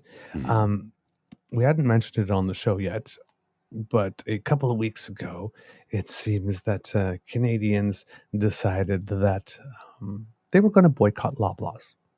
Yes. And it seems that didn't make the people at Loblaws very, very, very happy. Because as soon as this was kind of mentioned, Loblaws CEO came up and basically got upset and said, "Enough is enough." Well, what was it? What was his take this in the first quarter of this year? 22 million? I'm not sure. I don't have those numbers off the top of my head, but I'm sitting there and it's like, enough is enough. You're beating up on us. You're being too harsh and unfair. And if you ever heard the expression, or if you ever seen the hashtag knock, N-O-K-E-R-N-O-K, that's basically enough is enough in Danish. Because the Loblaw CEO, Per Banks, speaks Danish. It's his native tongue. He made the statement. He used it on April 22nd. That's why I'm saying it's about a month now. Quote, "This turn of phrase feels appropriate lately as misconceptions about our role in the ongoing food affordability crisis continues," wrote Bank. The statement, titled "Real Talk, Standing Up for Our Colleagues and Our Business," was shared by an anonymous Loblaw worker in a subreddit, Loblaws is Out of Control, which is also the community that organized the boycott. In it, the CEO addresses the looming protest of what he claims is misinformation being spread online in the media and by politicians about the grocery giant. Quote, "It feels like there's no room for truth," reads the statement. And he puts in a statement. There it is. "We have a saying in my native Denmark, nok nok, which loosely translated means enough is enough. This turn of phrase feels appropriate lately as misconceptions about our role in the ongoing food affordability crisis continue. In visiting stores across the country, I know you feel the same. I've heard you say repeatedly that the misinformation being spread online in the media and by politicians is difficult to counteract. It feels like there's no room for the truth. Don't get me wrong, food prices are unquestionably a serious concern, and many Canadians are struggling to make ends meet. We're hearing people who usually aren't even our customers, by the way, calling for boycotts." Goes on and goes on and goes on. Like this. And so people have been starting to take the knock and making a hashtag on it. And then the embarrassments continued. And even though Loblaws was going around saying, you better not try to boycott us. And then, of course, they brought in all those, barriers so that apparently you can't escape after, going in there and putting your own food in your cart and then going to the self-checkout and checking yourself out and bagging your own stuff. And then, so you've done all the work, and now you've got all these barriers because, of course, you're assumed to be a thief. Yeah. Because that's always a pleasant shopping experience. Right? Yeah, so let me see if I get this correct. I have to scan my own groceries. I have to bag my own groceries. I have to pay for the bag if I didn't bring one, and I don't get a discount for doing the work that somebody used to be paid to do. Somehow we got roped into doing this. Yeah. So the federal government has been talking about a grocer's code of conduct for the while, and they didn't want to sign on to it. Right? According to the CBC, Mike Von Masso, who's a food economist, says that for a code of conduct to be effective, you need the biggest players to participate. The whole point of the grocery code of conduct is to set some ground rules for retailers around how they deal with their suppliers. But, he says, the rules only work if everyone's following them. In December, both Loblaws and Walmart said they were concerned the code would lead to higher prices. I'm concerned that the code will lead to more higher prices, which would mean more profits for us, said no grocer ever. Well, the new CEO, because Galen stepped down, right? The new CEO of Loblaws, his name is Per Bank. Yeah. Well, Per Bank. Well, spelled B-A-N-K. Yes, B-A-N-K. And he's the guy he's the enough is enough guy. Yeah, he received $22.1 million in compensation in 2023. 22 enough is enough, Per. Yeah. That's enough compensation. That's more than enough compensation. But now it seems that Loblaw says its concerns have been dealt with. I don't believe them. And it's ready to sign on. Again, I don't believe them. The economist Mike Van Lasso says, that seems to be too big of coincidence that Loblaws has suddenly seen the light on a grocery code of conduct 2 weeks into a consumer boycott of their stores. Loblaws says the two events are unrelated. Mm-hmm. Sure it is. Walmart says it only just now received a copy of the latest draft and is still looking at it. Mm-hmm. Federal Minister of Agriculture has called on the remaining large grocery chains to sign on the code. It's expected to take effect next June.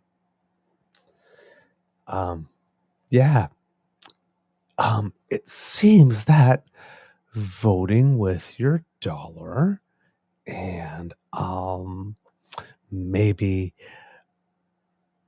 a higher ratio of unflattering word of mouth through social media and one-on-one actually has an impact. Go figure. Imagine that. All we need is to be a little bit more organized and disciplined. They bend. Oh, yes. They will bend. Exactly. Carol De Lorenzi. One by one, they sign, we shop. Yep. You get to decide who gets your money. Give it to people who deserve it. It's funny how it makes people realign their priorities and values. Just saying.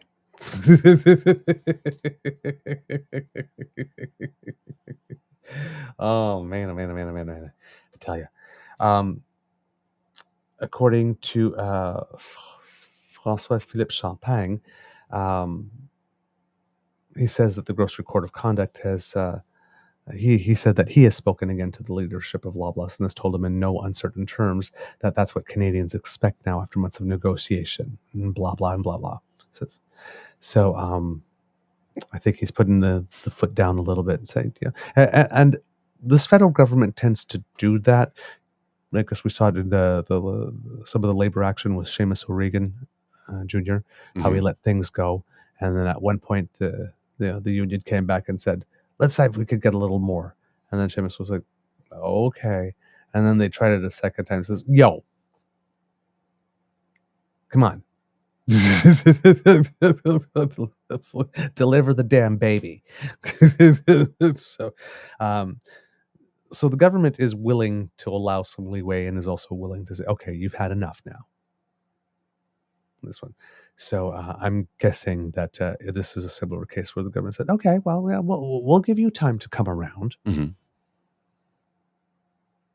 And then they thought, okay, we can wait them out because Loblaws will be around forever, but governments change. And then the people said, no, you will change. And if you don't, we won't shop there. And then 2 weeks later, well, look what 2 happened. weeks later, Loblaws went from enough is enough to enough.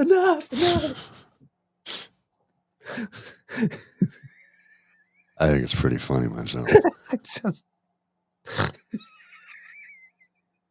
I think it's really funny. Make it stop. No. If you do this, you'll be sorry. No, stop. Okay, don't do it. Empty threats are always fun. Well, I mean, you know.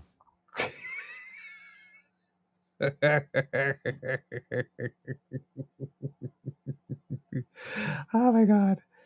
I love it. Gary Sands with the Canadian Federation of Independent Grocers says the code of conduct should help level the playing field between small grocery stores and bigger players.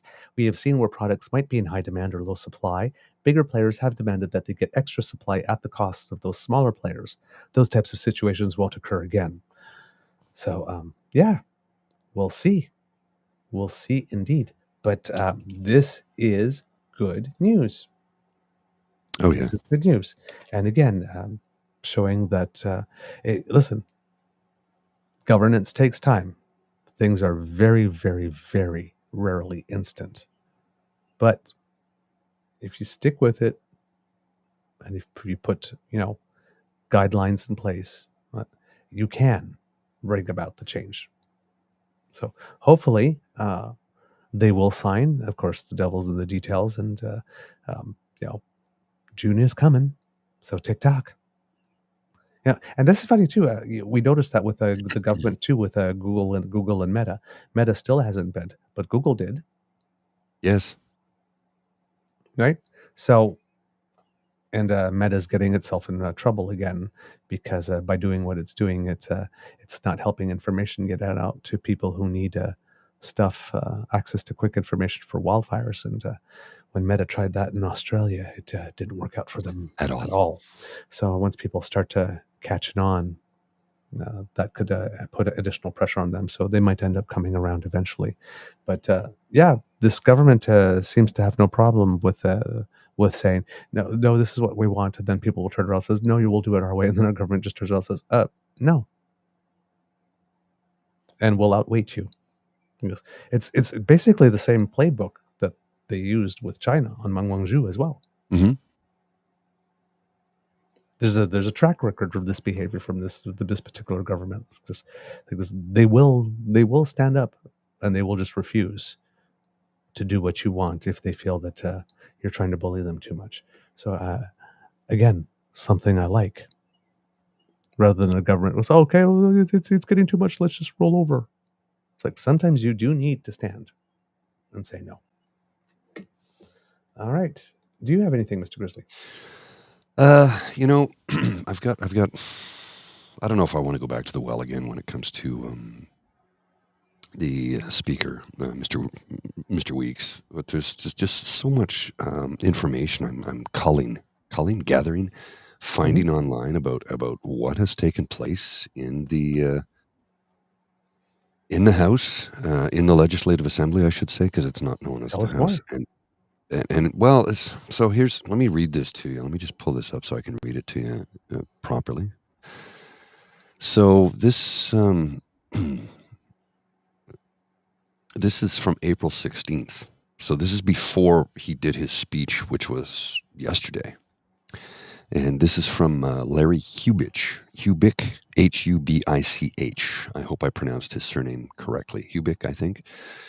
Saskatchewan Government Speaker Randy Weeks says he has received hundreds and hundreds of texts from various cabinet ministers from his party's caucus berating him for doing his job. In the real world, those people would get their asses fired. They should immediately resign. So this is, one second. I assume this is from the Hansard. It's a text. So the speaker carried, just while I'm on my feed as speaker, I have received literally hundreds and hundreds of text messages from the government house leader, the deputy government house leader, and occasionally from the Minister of Finance. I'd just like to read into the record what the Minister of Finance just sent me. Randy, if you can blatantly lie, tarnish reputations of elected, unelected individuals with innuendos but no proof, we have no avenue to push back. Then, this assembly has become a joke and a stage for an opposition puppet show. Disappointing. First of all, if you want to make a point of order, get on your feet, and I ask the Minister of Finance to withdraw and apologize for this text and any others that you may feel inclined to send me off the record. Honorable Ms. Harpower, Harpauer, I withdraw and apologize. The Speaker, go ahead, Kathy. Deputy Clerk, government orders adjourned debates. Item number 3, resumed debate on blah, blah, blah. I ask the government house leader to stand and withdraw and apologize for that comment, too. I'm not deaf. I'm not. Mr. Jeremy Harrison, I hereby name you for disregarding the authority of the chair pursuant to Rule 57, in parentheses 2. The member is suspended from the service of the assembly for the remainder of the sitting day. So this is like when he says this has been going on for a while, he's not joking. He's deadly serious. And I think the straw broke the camel's back, and he went public with it yesterday. And but the thing is, it's not like he's kept it hidden. He's been going public about this for a while now. But yesterday he's like, I got a guy flashing me like he's carrying a gun. He wants to carry a pistol into the Legislative Assembly. He brought a rifle into the Legislative Assembly. This is in the upside down times, folks. This is not normal political behavior in this country, or let alone any sort of particular office of that high. I'm just blown away by this. This has to be a first. I would hope it is, but for some reason, probably isn't. Maybe we're just finding out how it's been operating for a while. Maybe it's been going on for some time and we don't know this. Because it seems that the tactic of going into a room and having a couple people waiting for you to talk with you is also not new. Mm-hmm. And that doesn't require social media. No. I don't. I'm not naive. Mm-hmm. No. Of course not. But I have an idealism to me. And this, Kitavi, I wish Fergus would speak out too. Yeah, I would be, except for Fergus, I would be surprised if that was happening from his own party. In this case. But yeah, this is, like I said, this is the part I still can't get over. This is how they treat each other. The people on their own team, the people that they allegedly like, and that are who are allegedly like-minded. So it's a freaking cult.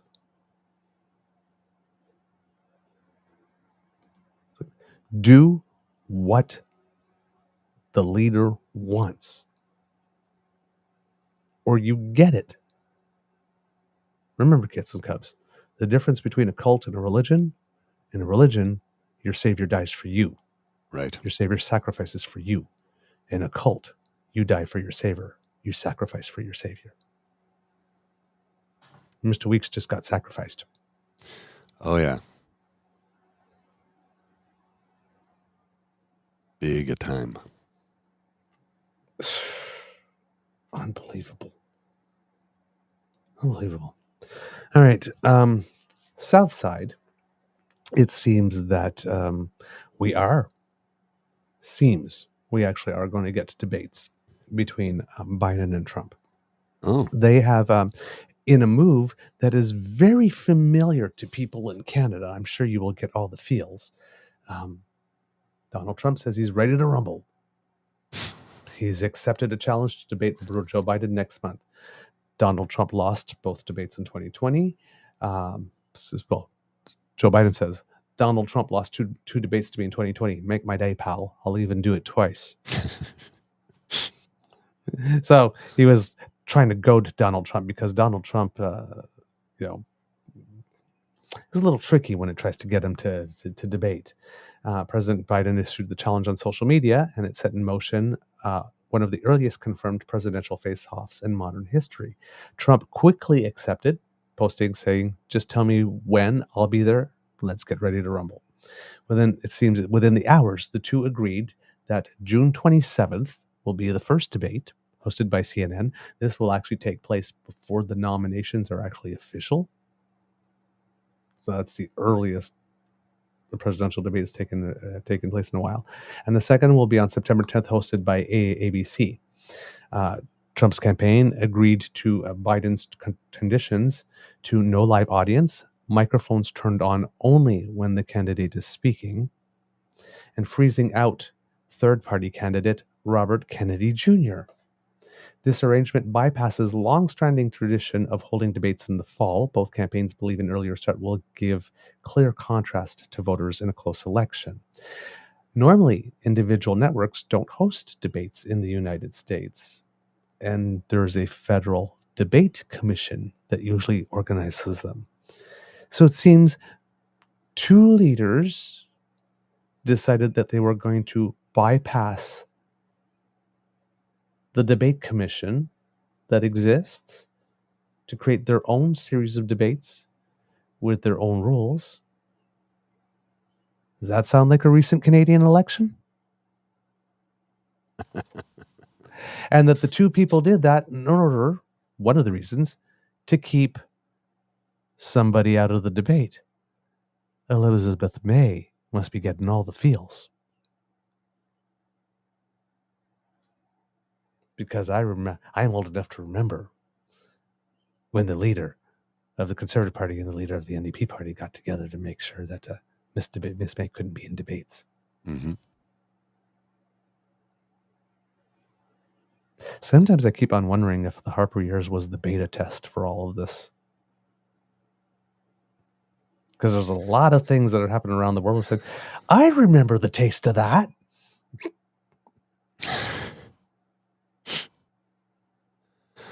I had that Harper burger.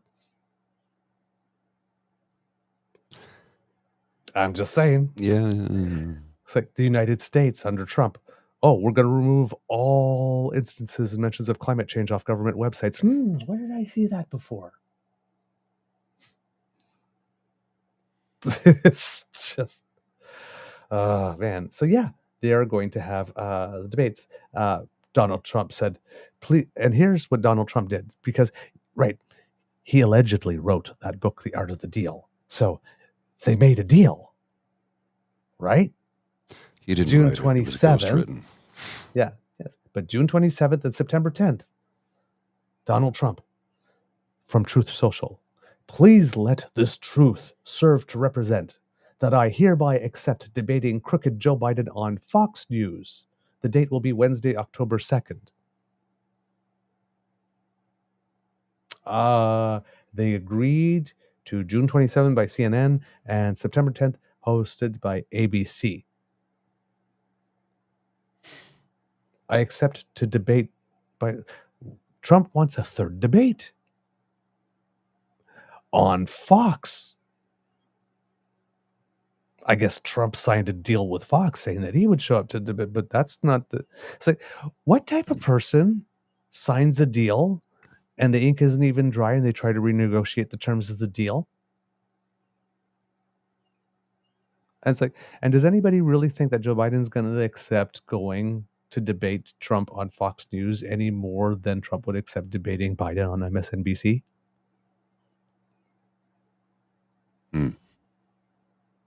What are we? 3-year-olds on the school ground again? I hereby accept a debate. It's like, on Fox. I'm going to debate Crooked Joe. It's like, really? And if Joe doesn't agree to debate me on Fox, Well, that says everything you need to know about him, doesn't it? Mm-hmm. Sure it does. Like that? Yeah. Sure. Mr. Trump, once you agree to a debate on MSNBC hosted by Rachel Maddow, then we'll talk. Mm-hmm. Joe Biden. Donald Trump has a long history of playing games with debates, complaining about the rules and then breaking those rules, pulling out at the last minute, or not showing up at all, which he's done repeatedly in all 3 cycles he's run for president. President Biden made his terms clear for 2 one-on-one debates, and Donald Trump accepted those terms. No more games, no more chaos, no more debate about debates. We'll see Donald Trump on June 27th in Atlanta, if he shows up. Mm-hmm. Biden's really going at him.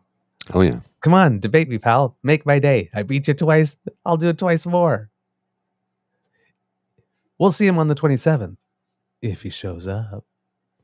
If What's the matter, he shows Johnny? up. Chicken. I mean, we're little. The junior high from which no one ever freaking graduates ever. But that's where you got to go get Donald Trump. Like, if you want Donald Trump to dance, you basically got to treat him like he's a 5-year-old on the school playground. Oh, yeah. And taunt him and tease him. Yeah. And then conversely flatter him. Because apparently with Donald Trump, flattery gets you literally everywhere. Well, it's because he's got nothing else. That's why when I tell people flattery will get you almost everywhere with me, because I tend not to sign blank checks.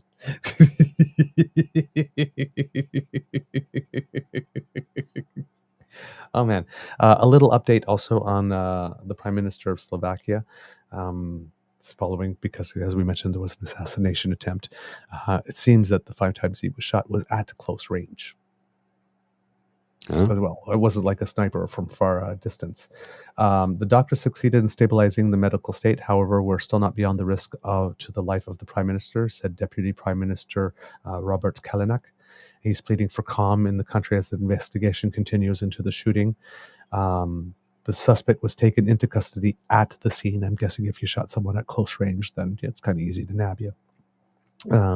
Slovakian officials say that the accused has acted alone and, as we mentioned, recently took part in anti-government protests. So, and I believe that the suspect is 71. So,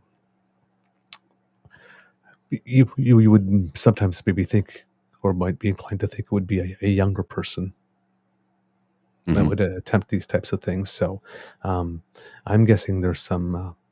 When we finally get information as to motive and what behind that, there's going to be some a very interesting history to that, for it being someone that's older and from Slovakia, and considering the type of system under which they grew up.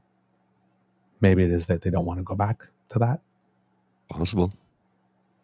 70 something, you lived under a system all that life, and then, oh my God, we've had like freedom and democracy or something like that for 20 years, and it's like, yeah, let's go back into the sphere of influence under Putin. It's like, hell no.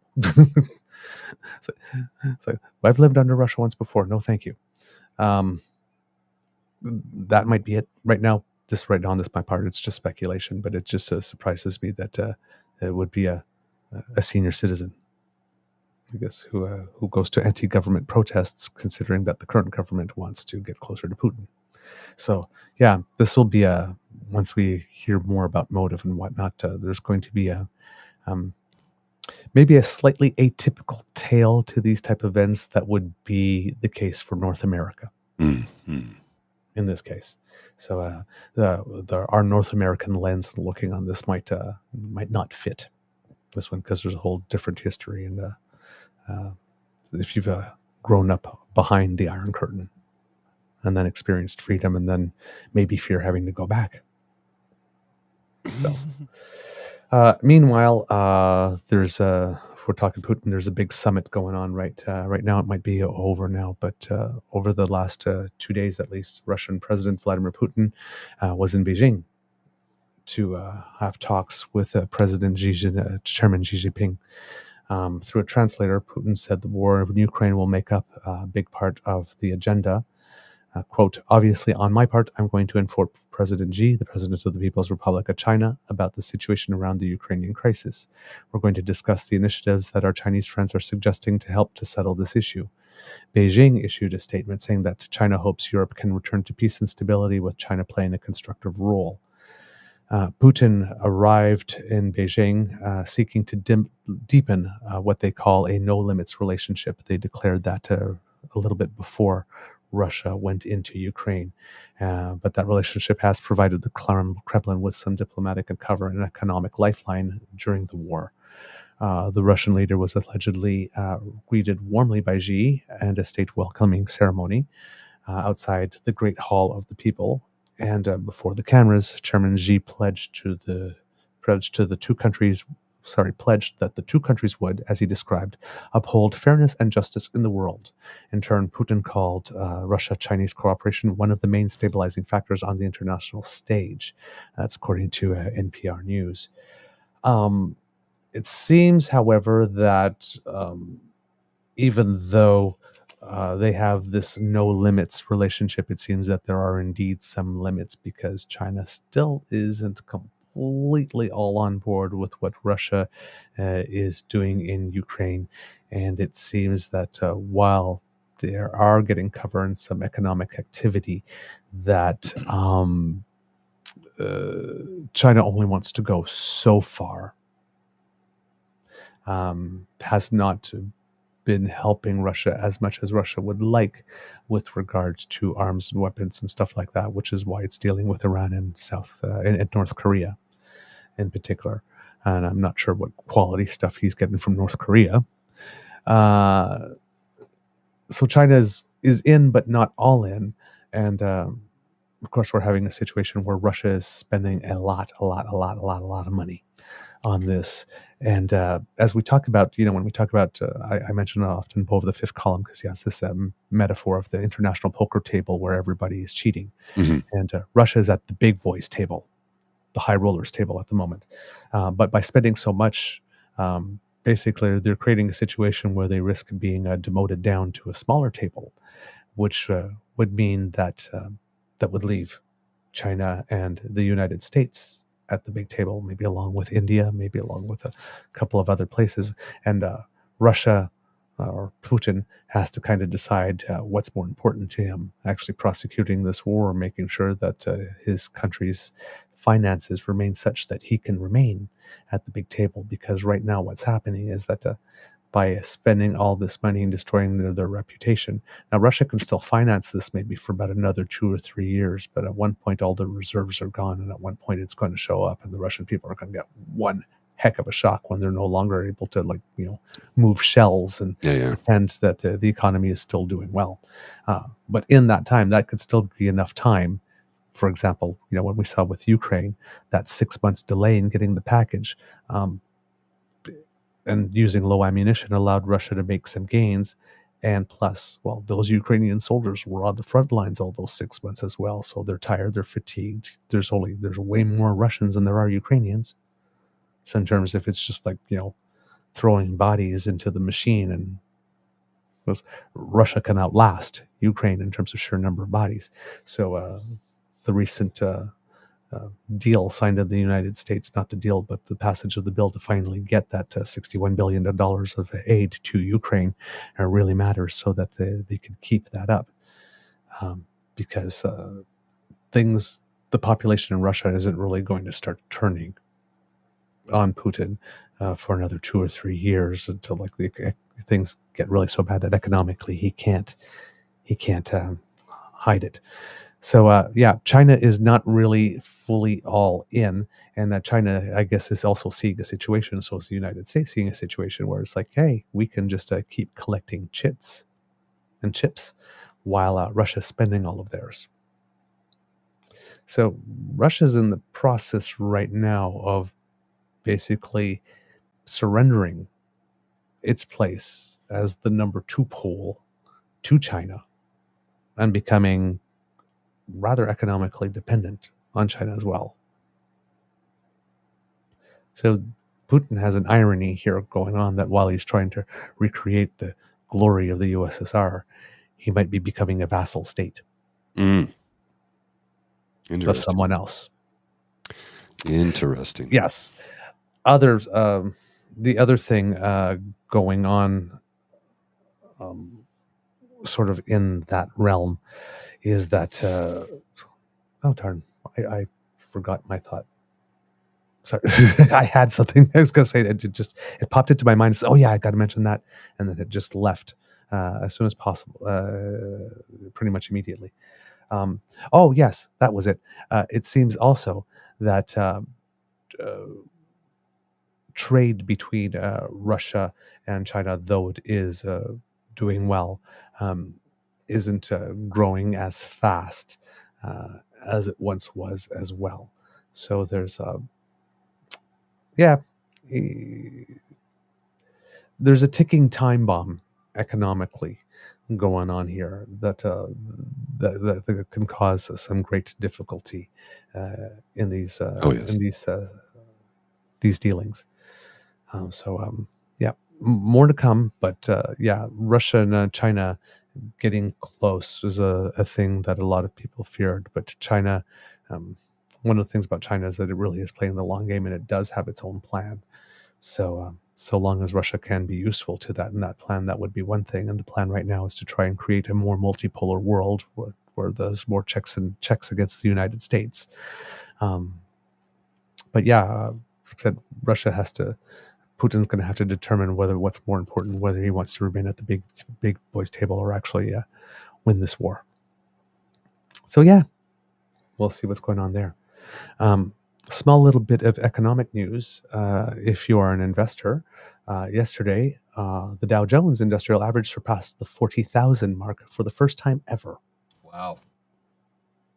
So there you go. And I believe the TSX, it wasn't for the first time ever, but I believe the TSX crossed is now over 22,000. Yeah. So it had been that over a while too. It got to a high of 22,329. Oh yeah. Well, that's the 1 day thing. Yeah. It's been a little higher. It was a little higher, or we were there in over the 22,000 around the April 10th area, and then we dipped, and now we're back there again. But yeah, these are lofty. These are record highs for both of them. So if you're investing, you're pretty happy right now, especially if you've invested in some type of ETF that matches the performance of these markets. You've been doing very well. Michael, if speaking also in the United States, Michael Cohen has testified at the Trump trial. I think that if he's got one more day, that might be it, but it's coming to a close. And it looks like the trial will be coming to a close soon. It seems that he will be the final witness for the prosecution. There was some talk that there might be somebody else, maybe a little more of a technical witness to come after. I'm not sure if that will be the case, but it seems that the prosecution is ready to rest their case. I'm not quite sure how the defense will present something. Trump keeps on saying, yes, I will testify, and then maybe I won't, and maybe I will, and all that kind of stuff. Same thing. He won't testify.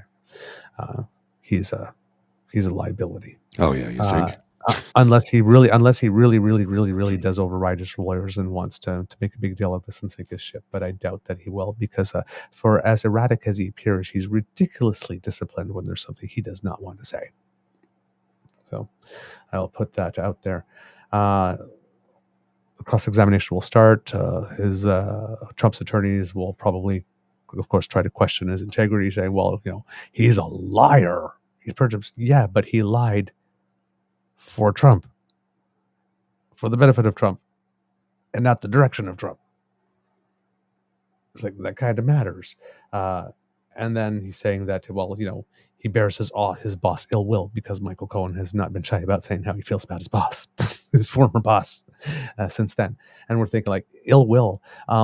Do we remember that while Trump was president, Michael Cohen had gone to jail, and then he got released from jail like this on probation, I guess? Yeah. Well, he still had a sentence. And then he was starting to write a book, and then Trump got wind of it, and then somehow found a way to re-arrest him and throw him back in jail? Trump had the guy who took a second mortgage on his house to keep the story of Stormy Daniels quiet. Because he thought for a while that Trump wasn't even going to pay him back. There are tapes. He's not even going to pay back. Trump pays him back. Cohen goes to jail, gets released on probation, starts writing a tell-all book because found out his old boss didn't have his back because he went to jail. And his old boss didn't pardon him. Starts writing a book, and then Trump has him rearrested and sends him back to jail. Trump also tried to have his vice president murdered, or allegedly. It's like, yeah, I think he would bear him a little ill will. Somebody comes into your life and says, hey, your freedom, yeah, I'm going to take it and put you back in jail. Thank you very much, because you're writing a book that says not nice things about me. Yeah, you know what? I would be a little petty too. It's like Stormy Daniels when she was on stage and says, so I hear you're trying to make money out of this by selling t-shirts. It's like, yeah, not unlike the president. As soon as he's got his mugshot taken in Atlanta, the first thing it was on t-shirts and it was being sold. Like, come on. Yeah. It's like, you got Trump going, there is no case, there is no crime. This could have been brought 7 years ago, but they wanted right smack in the middle of an election. Yes, because if we had brought it 7 years ago when you were president, you would have just gone to court for that, because you're not right now at the Supreme Court trying to pretend that you've got immunity for everything. So yeah, had we done this 7 years ago, you would have really cooperated with that, wouldn't you? Yeah, sure. I'm sure you would. And 7 years ago, they knew that you would successfully be able to delay this up until right to the point of an election that nobody knew 7 years ago that you were going to run in 7 years later. Dude. Cohen testified earlier that Trump did know of the scheme to buy the silence of the former adult film star because he's there to corroborate that it did indeed happen and what the reason was, and that claims of an affair, claims that this was all to protect Melania was bullshit. And the reason why they know it's bullshit is because Trump was trying to stiff Stormy Daniels. If you remember, he was trying to get her to sign on that and said, hey, let's see if we can delay the payment until after the election, because after the election, it won't matter anymore if the news gets out, because I'll be president. So if it doesn't matter anymore after the election that the news gets out, well, if the news gets out, it seems that your wife is going to see it now, is he? So you don't really care about protecting Melania. Clearly. Logically. Oh no, I just wanted to spare my wife the embarrassment. Prior to the election. After I didn't care. Yeah, that's really going to stand up well in the court. Mm-hmm. Jeez. Melanie, get out. Run. Oh my God. Mr. Grizzly, do we have a show? I believe we do, sir. Yeah, I'm sorry. I'm just trying to work here at the same time, so I don't have all the stuff that I would, Anyway, I'm getting a lot of work done in the process, but it's kind of, I understand that it doesn't give me the most, doesn't make me the most attentive grizzly, because I'm, I have to earn a living, right? Yeah. You do. Everybody's working for the weekend, as we say. Oh, yes. A couple of mentions before we go. 2 passings. James Darren Nittition. Yeah, Dutchy. Yeah, cancer. From TSN. He had been fighting cancer. There was no official cause of death released by the family, but everybody assumes. Well, he'd been fighting cancer for a while. Yes. Yeah, for a while. So it would have to be assumed that was the official cause of death, even though they haven't really. Yeah. 57. Yeah, that's young, because that's only 2 years. Well, shit, no, like a year away from me. Yeah. Native of Regina, began his career with TSN in 1995. Clearly a company man. Oh, yeah. Mainstay on the network's flagship. Great sense of humor. He was hilarious. Just adorable personality, ability to laugh at himself. Mhm.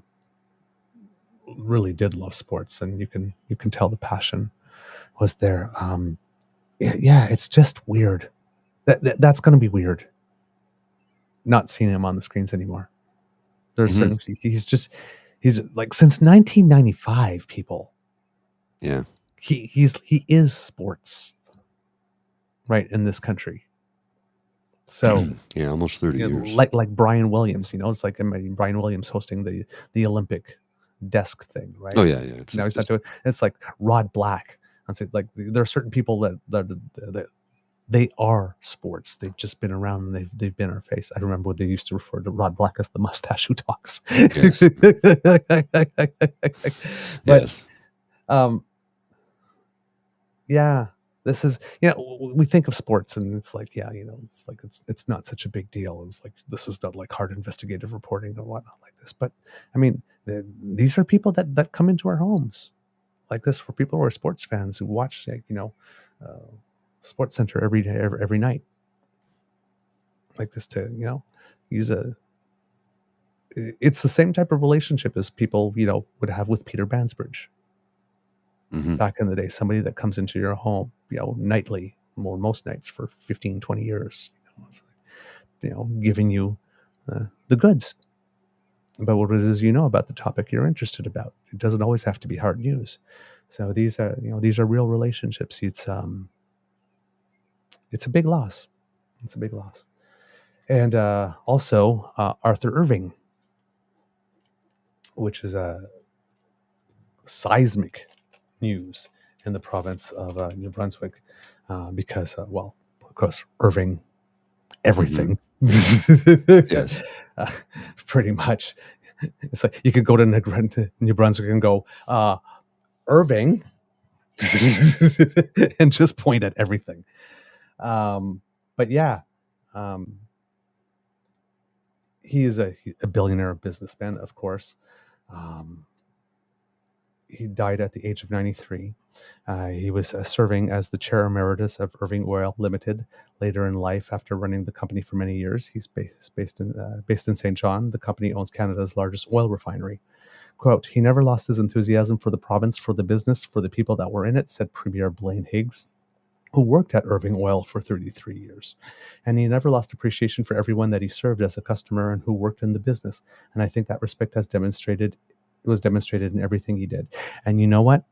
Because clearly Mr. Higgs had worked for Irving for 33 years, I am going to bypass this opportunity to make a comment about Premier Higgs at this moment.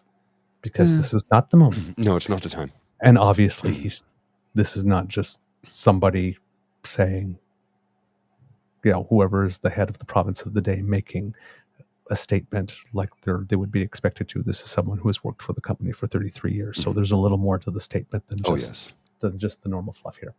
He never felt that he had a big company, Higgs said.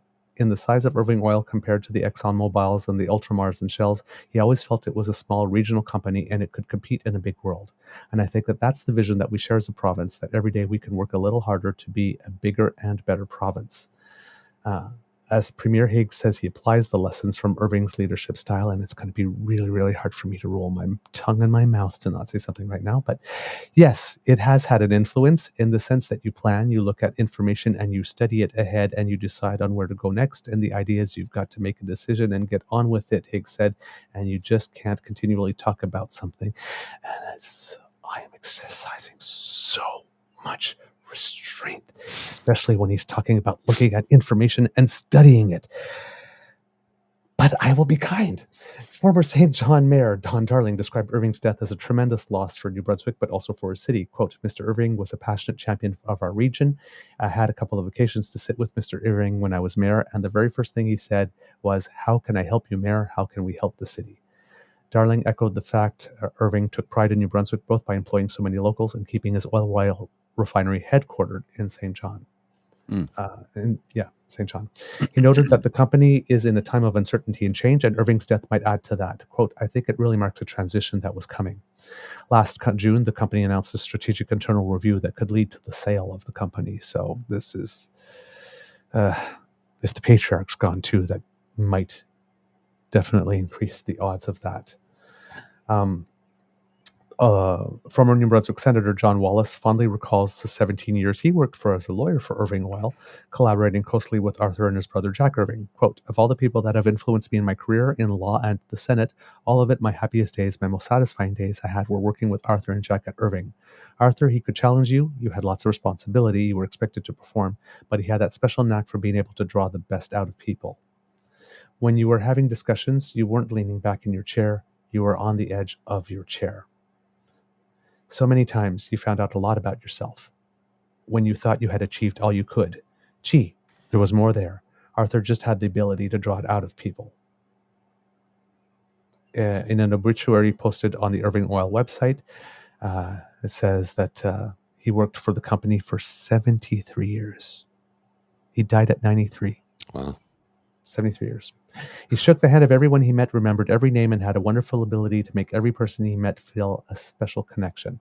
On behalf of everyone at Irving Oil, we thank you for the business, Mr. Irving. It's been an honor. J.D. Irving, the company owned by Arthur's brother J.K. Irving, released a brief statement on his death. Quote, on behalf of our family and all employees at J.D. Irving Limited, I wish to extend my deepest sympathies to the Arthur's family and the entire team at Irving Oil on Arthur's passing today. In a statement, Prime Minister Justin Trudeau called Irving Oil one of Canada's top employers and Arthur Irving a symbol of Canadian entrepreneurship and success. That's where you have the more sort of generic statement, because I'm sure that there's no deep relationship between Trudeau and the Irving family. No. So a symbol of Canadian entrepreneurship and success, which is true. Yeah. But that's like the minimum you can say. Yeah. In the decent thing to say and do, right? And Yeah, that's exactly. the extent of it. So there you go. Two big passings. Different reasons. One of the world of business, one of the world of sports and entertainment and information. But seems to be two people that affected many people very, very, very, very positively. And they will be missed. So our thoughts go out to their families, their friends, and all who loved and cared for them. And it's a sad day for that type of stuff.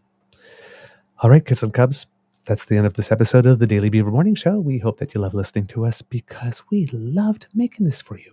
Oh, and by the way, there was some Beaverific news. I saw it earlier on in the chat, but it seems that one of our kids is in love.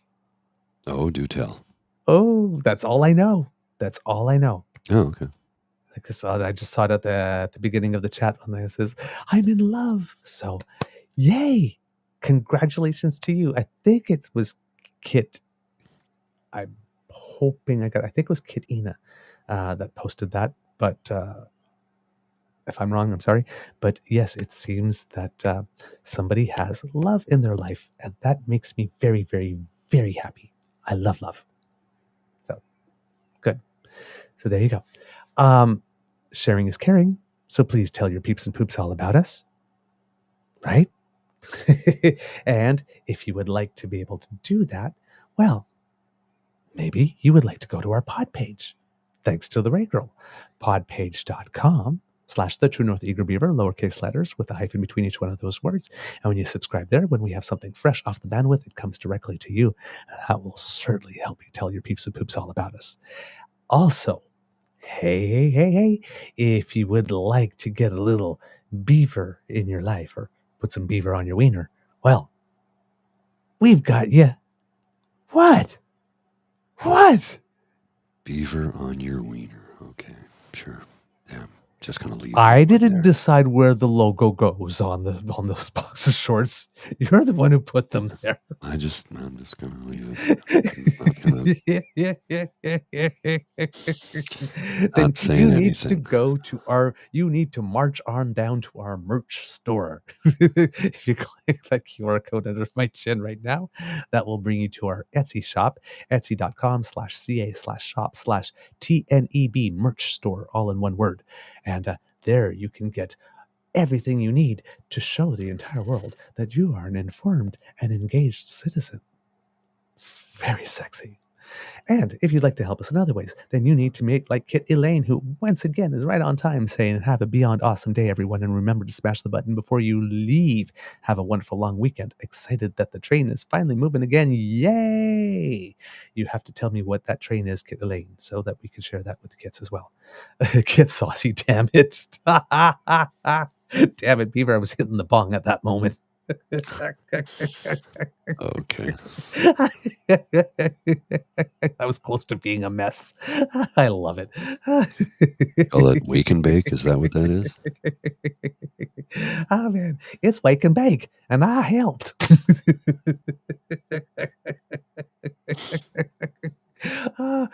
We don't need no rails. Okay, so if you make like Kit Elaine and go to the True North Eager Beaver YouTube channel, and you make like Kit Cassie and lick the buttons. Sure. You have a great weekend in store. We promise you. If you licking the buttons is fun. So like, share, subscribe. Go there and yes, please. Thank you so much. We appreciate all the attention that you give us. And if you would like to help us in other ways, kids and cubs, you need to go to our coffee page. That's the QR code that's right by Mr. Grizzly's head right there. And that will bring you to our tip jar, the emergency hydration fund here at the Beaver Lodge, as we call it. That's coffee, ko-fi.com/Eager Beaver. Lowercase letters, all in one word. And you can do like Kit Wendy did, who has sent us a little something saying, cheers, gentlemen. Keep up the good work. Love you guys. Thank you so much. And Thanks, yes, and also some interesting thing happened to me yesterday. Remember when I told you, I think it was last summer, that my Beaver Sweetie and I went shopping at Canadian Tire, and for the first time ever, somebody recognized me from the show, like from the general public, and like from across the parking lot. Say, hey, are you Mr. Beaver? I love your show. And I thought I had acted like a total ass because I felt like on my end I just went, ah, instead of like saying something intelligent or smart. Well, turns out that one of my castmates from Arsenic and Old Lace is very, very, very good friends with that person. And they turned around and says, wait a minute, you read it? So we actually met yesterday and shook hands. He came to the dress rehearsal. So Kid Chris, hi. And turns out that Kid Chris thought that he too at the same time had said, ah.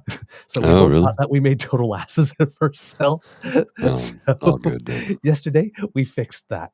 So it was lovely to meet you. And I hope yesterday we had to go really quickly, so we didn't have a chance to talk a lot. So I hope that we will have a moment to actually exchange and get to know each other a little better. But it was very, very, very, very nice to meet you and to be able to shake your hand, because last time we didn't even do that. We were like a couple of car lengths away and said, hi. We just like waved and then we got into our cars. It's like, I should have just gone up to him and said, what's your name? Or something, right? I had no idea what to do. I was completely, It happens. It was weird. It's I do not know how celebrities do it. It is weird to just be going about your life and somebody goes, hey, do I know you? And you're like, what? It's weird. What you do is you just act normal. Yes. And I only say this because, this is not the first time I've been in the public eye. I mean, I used to host a live-to-air radio show back in the 90s from a nightclub, Spanky's Playground. It was Club Cool, and there's, like almost 1 million people listening in. I love that. Yeah, I started that. I was the first guy to ever do that in Ottawa, to do a live-to-air broadcast from a nightclub. I listened to that religiously, the Spanky's thing. That was me. I started that. Dancing in my living room when I wasn't allowed yet in the clubs. That was me. Yeah. So that's like 30 plus years ago. So I used to have people just randomly coming up to me on the street. Oh, dude, I'm like, how do you recognize me? They came to the club during the live broadcast. So I had people just approaching me. Thing was, I wasn't making any more money at it. I mean, shit, I was getting minimum wage. Yeah. That was it. It was like the guy I worked for didn't believe in paying DJs a decent wage. It was what it was. I liked the gig. I liked the place I worked in. I got to help design a lot of the stuff that went into the club. So, it was a learning experience for me. But now I only work for the money I want. If I'm going to DJ anything, it's like, this is my fee. Oh, we can't afford that. Okay. So you still do it? No. Yeah. No, this is my fee. If you can't pay me that, I can give you the name of somebody who might be able to suggest somebody for you, but this is what I charge. And I'm not getting out of bed for less than that because, quite frankly, it's not worth my time. And, like to DJ a wedding, there's 40 hours of work that goes into it, and the day of the event is 18 hours minimum. Yep. They're like, well, you made $1,500 or $2,000. Or I go, yeah, and I worked 40 hours for it. And 18 hours the day of. So no, it's not easy money. Do you want to make easy money? Have you considered committing massive fraud? That's the only way to make easy money. Ask Mr. Petersky. Yeah. Petersky, I don't recommend you do that, by the way, but Yeah. You got kids. Oh my God, kids. Mr. Shadika. Paul looks like a grown-up Caillou, but don't take that in a bad way. I personally like Caillou. Caillou when he's grown up and responsible, of course. Okay, I guess. Oh my word. Okay. So yes, the coffee.com, if you would like to contribute to the emergency hydration fund, thank you so very much. Because democracy is something that you do. If you live out in Alberta, please, the Alberta NDP leadership race, get involved there. Have your favorite candidate, support them, and do what you need to do. It seems like it's going to be a very good race. And if you happen to be living in British Columbia, in Saskatchewan, and in New Brunswick, we have provincial elections coming up. And if you would have asked me 2 months ago, I would have said it was a lock in British Columbia for David Eby, but now it doesn't look like that's the case anymore either. So it seems that all three provinces are going to be a contest because Saskatchewan is tight, New Brunswick is tight, and British Columbia is tightening. So we'll see what happens. To answer your question, Mohan, it all depends on what the event requires. If they just require just a PA system, that's $1,200 for me to walk in the door because I provide the PA and I play all the music and I bring all that. If they require lighting effects, a projector, things like that, the price goes up depending because I have projectors. I don't have lighting effects, so I have to rent that stuff, and I'm not going to buy lighting effects. For the 2 or 3 gigs I do a year, if that, it's just not worth my time. I just, I'm old and I'm tired, and lugging that stuff around is not easy. And now, because I sold my car, I have to rent a vehicle to do it. So there's an added cost. So it's got to be somebody who's near and dear to my heart and special to me for me to even consider doing it to begin with. Just because it's so damn much work. And I'm going to be 56 in like a month and change. So, Yeah. There are certain things that are for a time in your life. Yeah. Can I still do it? Yeah. Oh, yeah. Here's how I'd like to be able to do it. I'd like to be able to walk in. Everything is set up exactly the way I like it. I plug my headphones in. I plug my laptop in. I play my gig. I close my laptop. I take my headphones. Somebody does the tear down, the pack up, returns it. That's how I like to do it, which means I'd have to hire somebody to do that, which is an added cost. Do I want to do that? No. It's just, I'll do the odd gig to help promote a charity or something that I feel near and dear to my heart, or someone who is near and dear to my heart, but I'm still getting paid what I deserve. Yep. You're getting 44 years plus experience at this. I know what I'm doing. I'm good at it. And somebody said the other day, I was having a conversation with a friend of mine the other day at Manor Lounge. We went for their, it was Wednesday evening. Went to my sister's birthday, and then we went to the Manor Lounge afterwards for their patio kickoff party, big promotional thing. And I was talking to one of the owners, Chris, and I was telling him about how, he said, it's 10 years ago you built our first store. I did all the AV for them. And I go, 10 years? Wow. I said, I can't even do that work anymore. He goes, no. I go, no, man, my knees, my back, I'm just tired. I'm old. I'll hire somebody to do it for me. He goes, I get it. I said, look, I'll come in and I'll consult and I'll help design and I'll create. I'm not doing any of the installation work. Somebody else can. Why do I charge what I charge? Because I've got 40 years experience doing it. You're paying for my knowledge, expertise, and experience. Mm-hmm. It's like the old story about the old ship mechanic who had retired, and they had this one ship. They were having a problem with the motor, the engine that couldn't run. They couldn't get it to work properly, so they called in all these specialists. Nobody could figure out the problem, so let's call in old Tom. So old Tom shows up with his tool bag. He walks in and he says, "Just give me a few minutes." So he puts his ear, listens, goes over to another engine block and listens, pulls out a ball peen hammer, runs his hand along, goes tap, tap, tap. Fired up, works perfectly. Sends him a bill for $12,000. What the hell? All you did was tap on it 3 times. Yeah, you're right. I did. So I'll give you an itemized bill. Tapping on it 3 times, $200. Having the knowledge and knowing where to tap and fix it within 5 minutes, 40 years experience, $11,800. Mm-hmm. There's your itemized bill. It's not, all the other experts, they spent all this money. All the other experts couldn't make it work. This guy did because he knew where to go. It works like that for me in my industry. I know where to tap is what it boils down to. Yeah. So yeah, it's going to cost you money because I've spent 40 years learning how to do it. Yep. And that's 40 years when you learn how to do it. That's a lot of time you don't waste going down wrong avenues. Yeah. It allows you to be efficient. Well, yeah, because you've already made all those mistakes. Now you don't. You just walk in and go, no, cut that out. Get that out of here. That's a waste of our time. We don't need to do that. We need to do this right here, and boom, that will fix the problem. How do you know that? Don't ask me how I know. It'll take longer for me to explain how I know than to actually fix the thing. Exactly. Let's just fix the thing. Let me just fix it, and we can be on our merry way. Yes, indeed. So that's my words of wisdom for today. Why do experts who have decades of experience cost so much? It's because they know what they're doing. I don't have a problem paying a lot of money for a service from somebody providing it who knows exactly what they're doing. Because if I can't do it myself and I don't know how to do it, I'm going to pay somebody who knows how to. Look, yep. I'm not an electrician. I do audio, visual, and telecommunications. I will pay an electrician to do things because I have a very healthy respect for electrical systems. Because if you mess it up, it will kill you or burn your house down. I have a very healthy respect for electricians. Same thing with plumbers.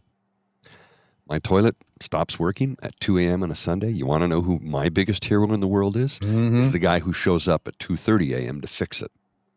Or gal, guy or gal. I mean, mm-hmm. I'm not trying to be gender specific there. Mm-hmm. Whoever shows up to fix it is my bloody hero. There was somebody I met years ago who was a president of a company, who was a humble, down-to-earth individual. And he wasn't always that way, but he was much younger, and he was working at his first sort of adult job, if you will. And he went home to visit his parents for the weekend. And his father was like a captain of industry. And sure enough, 3 a.m. on a Sunday, the toilet backs up. Place is flooding. Calls up his plumber that he's had for decades. Dispatched a guy right away. They're a 24-hour service. Dispatched a guy right away, came and fixed it. He's like, thank you. Can I give him a tip? And his son was like, Dad, why are you treating the plumber like that? He goes, because he's an expert in his field at what he does. I could not have done what he just did, and I'm going to treat everybody with respect. Everybody. If you do your job and you do it well, you have earned my respect, and I will give it to you each and every time. So he said that was a lesson that he learned very, very quickly. He learned that just like that. I will treat everybody I meet with respect, no matter what their profession is, because guess what? There is no such thing as unskilled labor. Bingo. There's no such thing as unskilled labor. And there's no such thing as if people are doing an honest day's work, they should be paid well. They should be respected. No matter what it is you do for a living or how much you got, you never look down your nose at someone who's doing an honest day's work. Nope. You just don't. Because there's a lot of people that work hard and are not getting paid what they're worth. Exactly. It's not how hard you work. Well, and like when they say unskilled labor, I'm like, bullshit. Well, the guy's just shoveling into that wheelbarrow and moving the dirt. And I go, okay, you go do it for 12 hours. How about you do it for 2 hours? And then you tell me that's unskilled labor, because that person can do it for 12 and not drop dead, because they know how to properly move, how to properly lift, how to properly dump. That is a skill, and it's a learned skill. You may think it's simple work. Do it for 2 hours. And if you can handle it for 2, see if you can do it for 6. If you can put in a full 8-hour workday and achieve what that person achieved, okay, I'll salute you. But you're going to learn a skill out of it. Because guess what? Digging a hole by hand, if nobody tells you the proper method to do it, you're going to hurt yourself. You're going to be cut and blistered and sore, and you're not going to be able to walk the next day. There is no such thing as unskilled labor, period. Bingo. From the Beaver Lodge, this is your eager beaver saying, it could be a tough world out there, so please be kind to and gentle with yourself. Mr. Grizzly, I think it's time to cue the cock, and we have a very... You are listening to a True North Eager Beaver Media Incorporated podcast.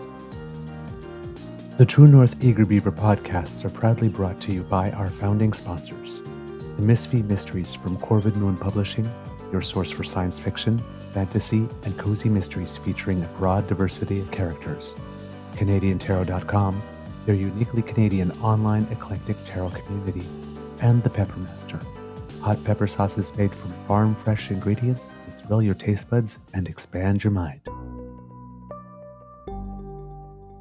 We are grateful to the Crier Media Network for its support, Pete Jarvis for our artwork, and Paul Joseph Something for our opening and closing sequence music.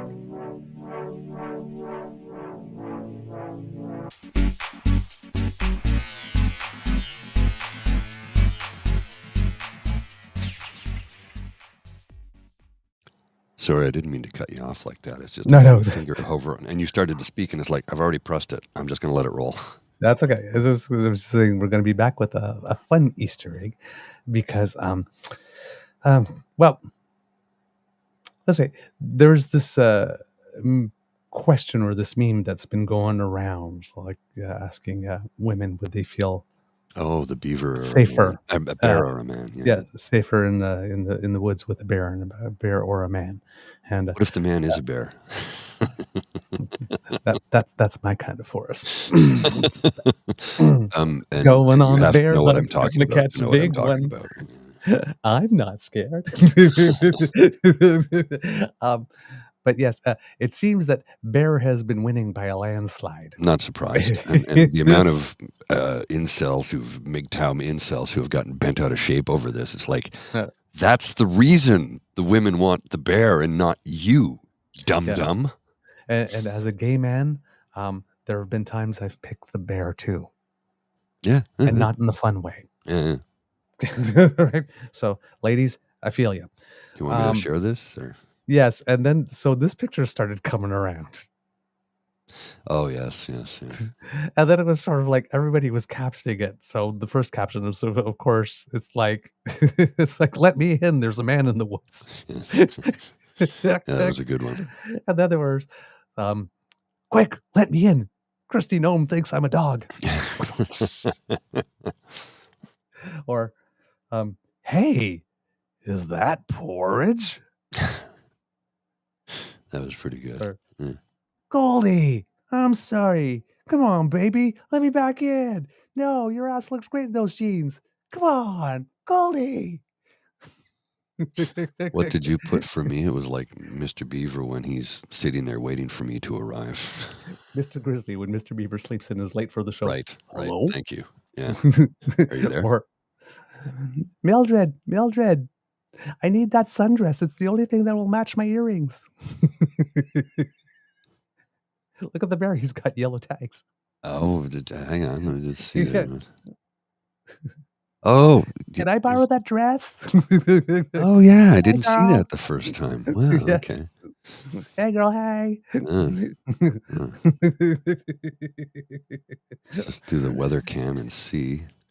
It looks like it's. Let's just do this. We'll just check and see. Yeah, it's a little overcast right now. And why is my camera mirrored? Damn it, I hate it when it does that. My camera is mirrored, and it shouldn't be. It keeps doing that. Anyway, it's overcast right now in Canada's capital, but it's not supposed to be for too much longer. It is supposed to be... where did it go? I lost my camera. Oh, well. It's supposed to be nice and sunny later on today. So hopefully that will happen before the day is over. I'm hoping for some sunshine, and there we go. I fixed it. I had to fix it because you know how squirrely I get when things don't work correctly. There we go. Yes.